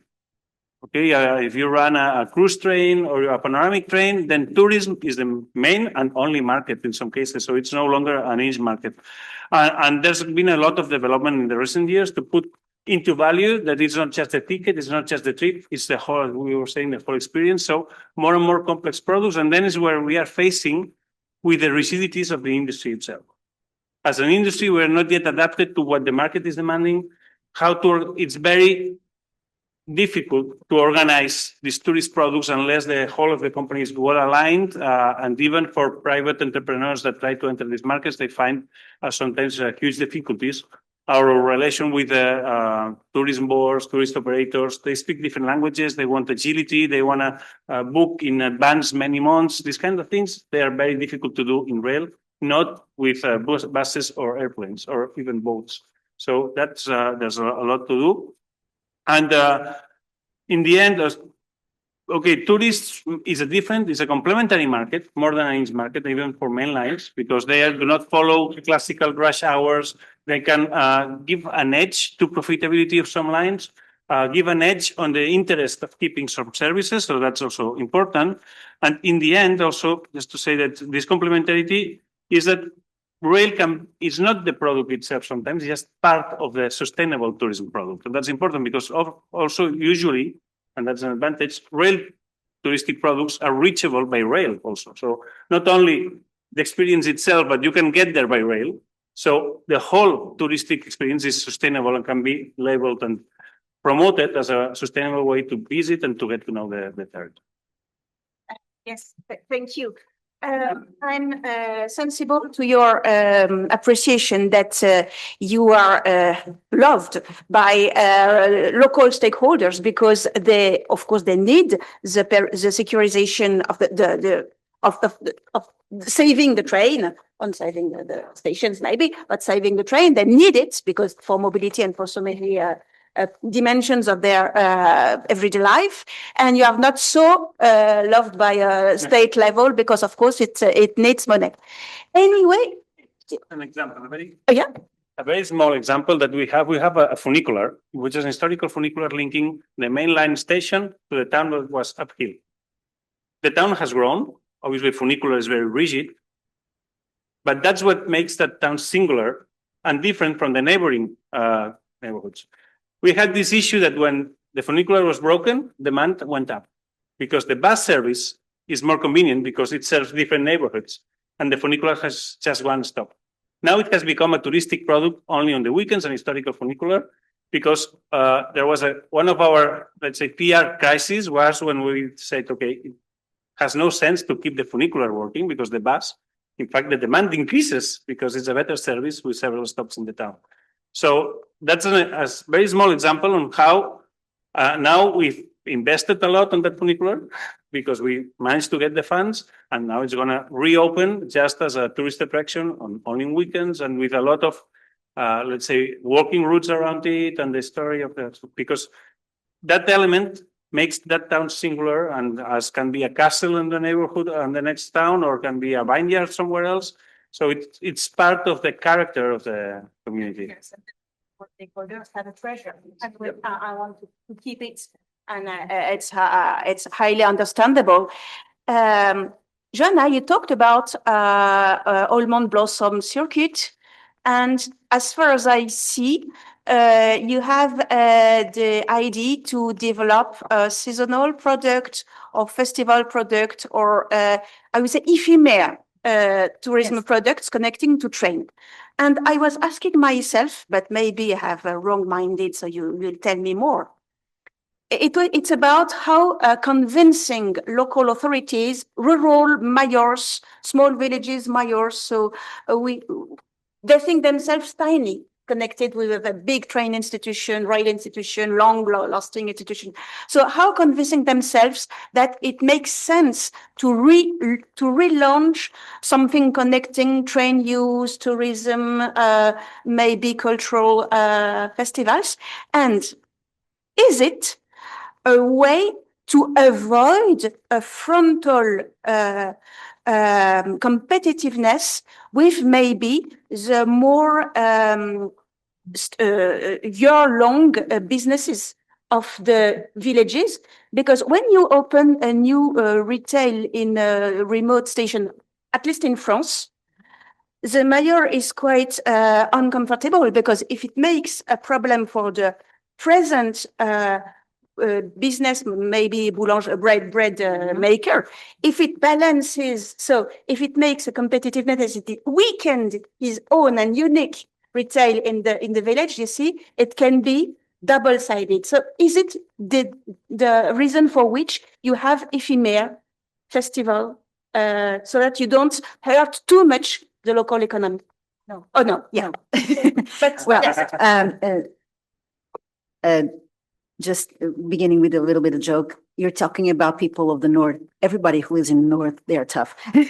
So they all get together and they all find a way to unite their resources, because you're looking the Douro line as many regions in Europe, there are some regions that are more deprived of people, and consequently, sometimes they are deprived of also resources of infrastructure, or things are getting further away from their homes, like schools and medical centers. So in the north, the reason why we do seasonal circuits is because it's the season of the fruit or the flower or the cheese or the wine. So we want people to experience the things that are happening when they are happening. It's not by competition. So all the producers and all the local economy just gets together and find a way to cooperate and to produce a touristic program that is important for them to promote their traditions, to promote their heritage, whether it's for food or for buildings or for landscape. Of course, when when CP and these places, the producers, the other stakeholders, the municipalities, the farms, the vineyard farms, the wine producers, the fruit producers, the wine and cheese and everything, or the restaurants even, when they come to CP and we all get together, I think everybody sitting at the same table is united to promote the region and to promote traditions and to promote Portuguese spirit. So there's no that unbalance that you were talking about. I don't think it happens. I will give you an example to understand the impact. Tourism in Douro line is still seasonal, meaning that during the winter you have less tourists, and during the summer you have the whole world there. And all the important touristic services are happening. Right now, Douro is happening, then you'll have, so it's layers upon layers upon layers. So during the winter time, you will have like regional and urban service because people live there and they need to move around the region. But I'll give you an example. When the team from UIC, they came in January to meet us, we were in a very small station. I say station because it's the station, the coffee, and which also the restaurant, which is also the bathroom, and there's another coffee and another restaurant on the other side of the station building, which is also a coffee and a restaurant and a bathroom. And you will have like more 2 or 3 houses. And we were in the middle of the tour station, and I said to them, right now, there's nobody here. You would not believe how this would be in the summer. Full of people. You will have the singers from traditional folk Portuguese music playing. There will be crowds. There will be no bathrooms enough for everybody, which is a problem, and we have to solve it. And you will have inside of the train building, the train station building, you will have like a farmer's market. They will come and they will sell souvenirs, they will sell cheese, they will sell bread, they will sell jams, they will sell everything. So when you get there, you feel like there's a vibe, there's something happening here. Whether when it's in the winter, it's nobody there. It was just us looking at the tracks. Yes, him taking pictures and notes. So you can feel the impact when you're there. You feel there's people working there. People are busy. People are trying to sell their products to tourism. That's the effect that tourism does. When sometimes it's mass tourism, then we have a problem because the stations will be full, packed people. Well, they will walk along the platforms and you might think they'll cross the line by foot and probably a train is coming and it's going to be a problem. But you can feel the happiness of everybody connected to the train, trying to make the best of it and trying to promote the region, and so proud of their region, so proud of their products. And I think that's what train and touristic train services do to regions and do to communities. Okay. I don't know if I... Thank you very much. I turn to Vanessa in order to see if we have time left for last row of perspectives and maybe wrapping up what we had in this perspective. But before this, back to Roberta, we had this interest with you for digitalization, for future innovation, technology, maybe. And we are asking ourselves, whereas the European regulation framework, which is so important in order to put everybody at its own place and role in this very complex system of functioning for low traffic and regional lines, can face maybe future threats. And I was trying, if you like, to see how you imagine maybe service quality, level of service, tourist experience being the highest in the midterm with this framework. So how do you imagine adding more and more dimensions of quality, maybe at medium term, in order to renew the experience, maybe the Garfagana experience, because it's already a product, or other experiences? Okay. Nice question, because it's a really, we could talk about it a lot, because you are introducing the concepts of experience, so we, as we say, is touching many points. And I think that each of us can increase the experience of all our clients to help also rural area and tourists in each point. What I think, on my personal opinion, and the approach that we are trying to have as well in the marketing section in Trenitalia, is try to understand, analyze each point of the customer experience, because the experience is not only on the train, is not only at the destination. The experience, we think, that starts at the beginning, when you start knowing the territory, starts when you start thinking the idea of your trip. And I think that we should start already at that point to give to all our customers more services, more information, using all the instruments that we do have. So starting has the digitalization, the technologies, and the advantage is like surfing, and using all the tools that society is giving us, and studying and analyzing each point, try to understand new possibilities, and start, for example, involving also and trying to include territory communities and local stakeholders, including them also in the experience on the train. So going behind the idea of point A and point B, but only as a connection, but also as an integration as a services that is trying to put all together: information, services, transport, experience,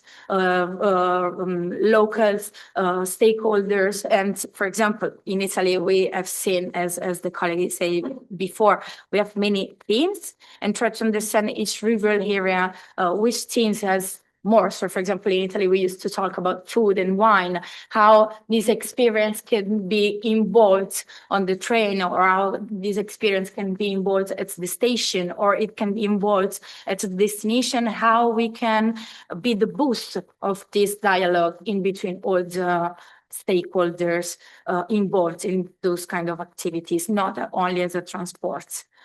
So I would say how we are working is trying to include all those kind of experience. So with partnership, cooperation with local stakeholders, and try to involve them and try to add also other services to our clients. So for example, give more discounts, give the possibility of discovering things that probably are not open at that moment. So also try to work to have scheduled time together, not only as a train, but with all the... Yes, so, but I think that all our question and replies are related and are integrating the same things. And that's why we decided that picture, because it's a big scheme of things that need to work together. I retain from your answer that you point the importance of intermediating, of being something like a mediator, of being like an in-between various interests, various stakeholders, various negotiating, maybe navigating in between all these very complex systemic framework in which there are very strong dimensions because there are regulation, normative dimensions, laws, contracts, as well as maybe new relation to renew of these links with the local system. If we have some few minutes, either we can open maybe open question with the assistants audience, if you have. Otherwise, I have a very small game with the panelists. So it will be a short one, a conclusive one. But if you have any hot question, don't hesitate. Well, so I propose 5 minutes left, or more or less 5 minutes. It means one each. So imagine we come back to the 1001 Nights, and we have the genius of the lamp. And this genius can provide everything save money. Everything can change reality, but not bring money, because should tell me I need money, okay. But as well, he has another very, very important skill. So he can avoid. Something could happen. Can avoid, so in the future, making something avoidable. So tell me, each of you, what would you tell to Aladdin the genius, concerning this challenge? I give back the title of this roundtable. We were shaping the future of rural railways in Europe. Wow. So Aladdin has to shape the future of rural railways in Europe. And what can he avoid to avoid any maybe threat, risk, catastrophe? Don't know. The future is open. Otherwise, facilitate, but without this, of course, magic tool, that money. Who wants to begin?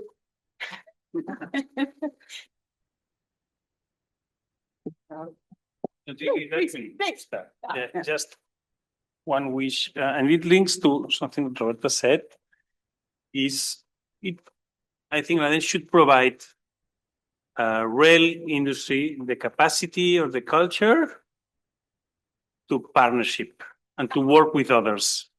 For me, that's essential. It's something we are still lacking. And in order to really play the role we are meant to, in order to deliver to what society asks for rail, in order to create a sustainable, we need to learn teamwork. Not within our projects that we more or less we do, but with projects that go beyond rail. So that would be my wish, to unlock rail industry and make it much more integrated with the ecosystem in which we're. So the teamwork or partnership capacity, which is still, we are still struggling. That would be. So the make rail industry more porous. Absolutely. Over perceptions, visions, interests, and dialogue more. Yes. With non-rail. Absolutely. Get the capacity, get the learning, get the skill to dialogue. The flexibility that we tend to be quite rigid in also. Well, fine. I think it's a great wish. I can do next, yeah.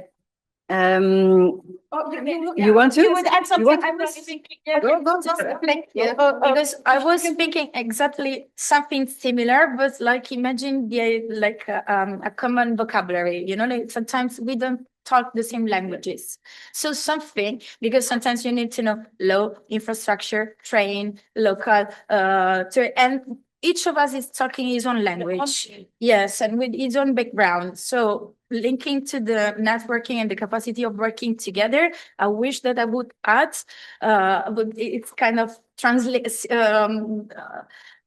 simultaneously translator helping each other to understand better, because to work we should have also a common language, and to work sometimes it's hard to work in the same country. Imagine it cooperating as a Europe, or so with more stakeholder involved. Sometimes also the difference of languages doesn't help.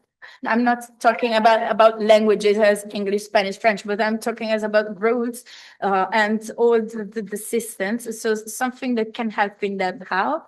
We call a little bit interdisciplinarity in our, Yeah. in our own working system. But do you need to, asking Aladdin, I need a translator, or I need someone who will do this task, or I will learn how different to languages? I would say learn because I think that working together is the picture, and that the groups is the real strength. And so I think this just have this knowledge. So it's each about of us, yes. So the similarity with Carlos is about capacity. Yes.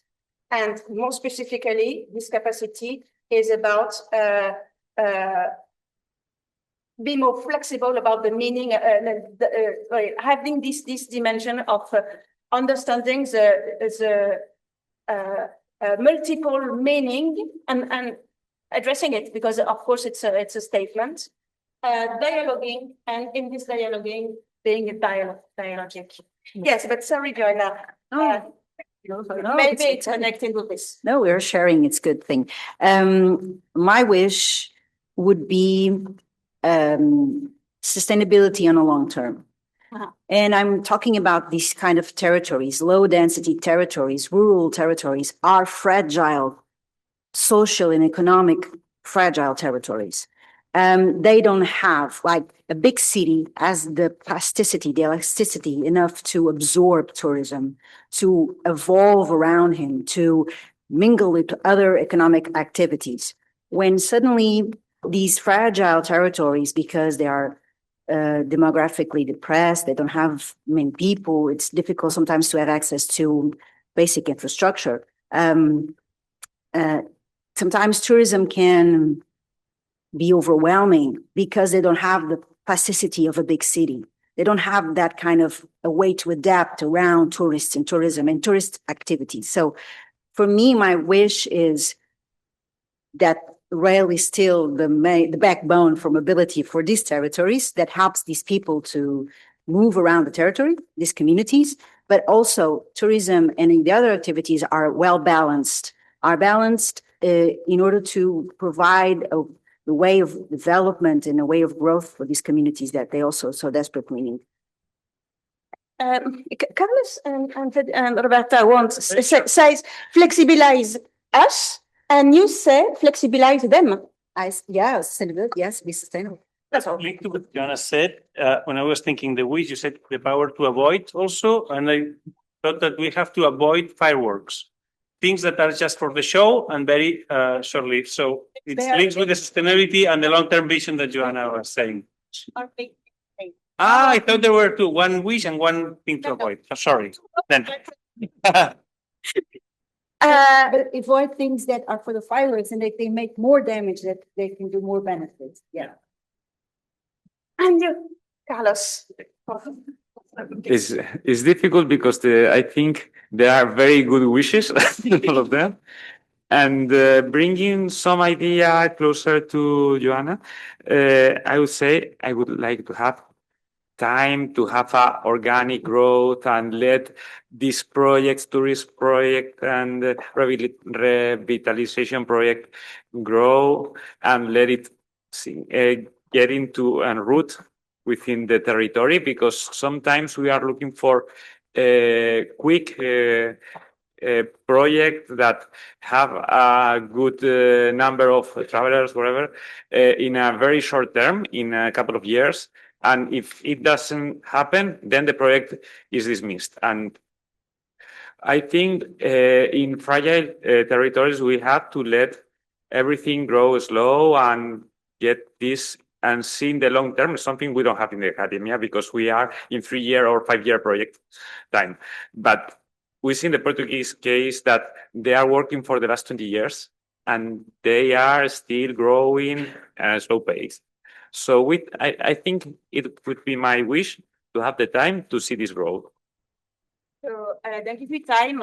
Give me more time, or give me more projects to renew and to keep the capacity to study further. Okay.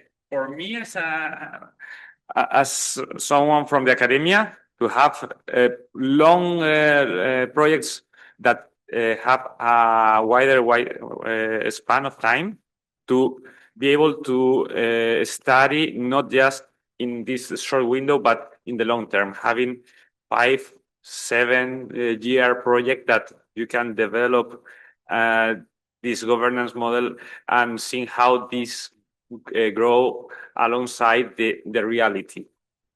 Okay. So no, it's good to see the projects grow and how the touristic approach of railways in these lines goes further, and to go with there from the academia. So it's in fact, you meant that, but we close now, that the system of stakeholders, it's from the industry, from local authorities, from national railway managers, we have a broader say, from academia, is quite fragmented. It makes sense during short-term programs, and what is needed is a kind of long-lasting infrastructure of data integration, regular meetings. So that's what you are telling Aladdin. Give me another kind of long-lasting structure, kind of supporting infrastructure, social infrastructure, so that I keep contact and I can mature all these questions in a longer term. So yes, it's from academia or maybe from local authorities or from regional institutions. I think we have to go all together, but it was the first wish from Carras, so I'm not stealing his wish. So this is why I choose this time to let it grow from the academia and from all sides. But without merging all together, I think it's impossible to have it. So having this all shared knowledge and shared analysis and decision making is very, very, or is a keystone, because otherwise we cannot have this the growth in the rural areas and the low traffic railways. Thank you all of you, because I have a surprising question and you're adapted a lot, so I'm very thankful.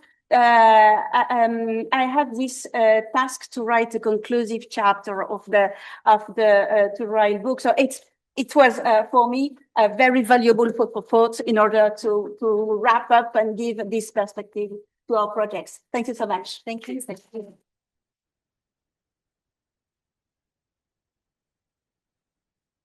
No, I prefer this one. Thank you. So, well, this is the end of this event. Thank you very much to all of you for being here this morning. I would like to ask you for a picture, and maybe the other colleagues, because we didn't want to cut the flow, but it would be nice if we can make a picture with the other panelists, right? One thing, please, there's a lot of things to eat there, so don't go away very quick. Eat something before you leave. Again, from UIC side, thank you very much, UNIFI, for hosting this. Thank you, especially to colleagues coming from Portugal, from Denmark, from Spain, from Japan. There's some people of Top Rail and commuter regional trains that came yesterday, and they stayed with us. Also for the online people, I think. I hope there are some of them there. And yes, please, I think if you want to say something from your side in Italian, you can. Grazie. Ok, Italian. So, spero che vi sia Yes, I hope you enjoy this event, and mostly I hope that this can be the starting point from something else. To conclude these activities, I hope that this will lead us further. I hope that you can enjoy the city apart from today's event. I really, really recommend you visit the city. Thank you very much. Thank you all. Thank you. It's been a real pleasure. Enjoy Florence, even though today is quite hot. So thank you. Enjoy Florence. That was they said. Yeah, and please stay for a moment for some pictures, right? Thank you. Thank you very much.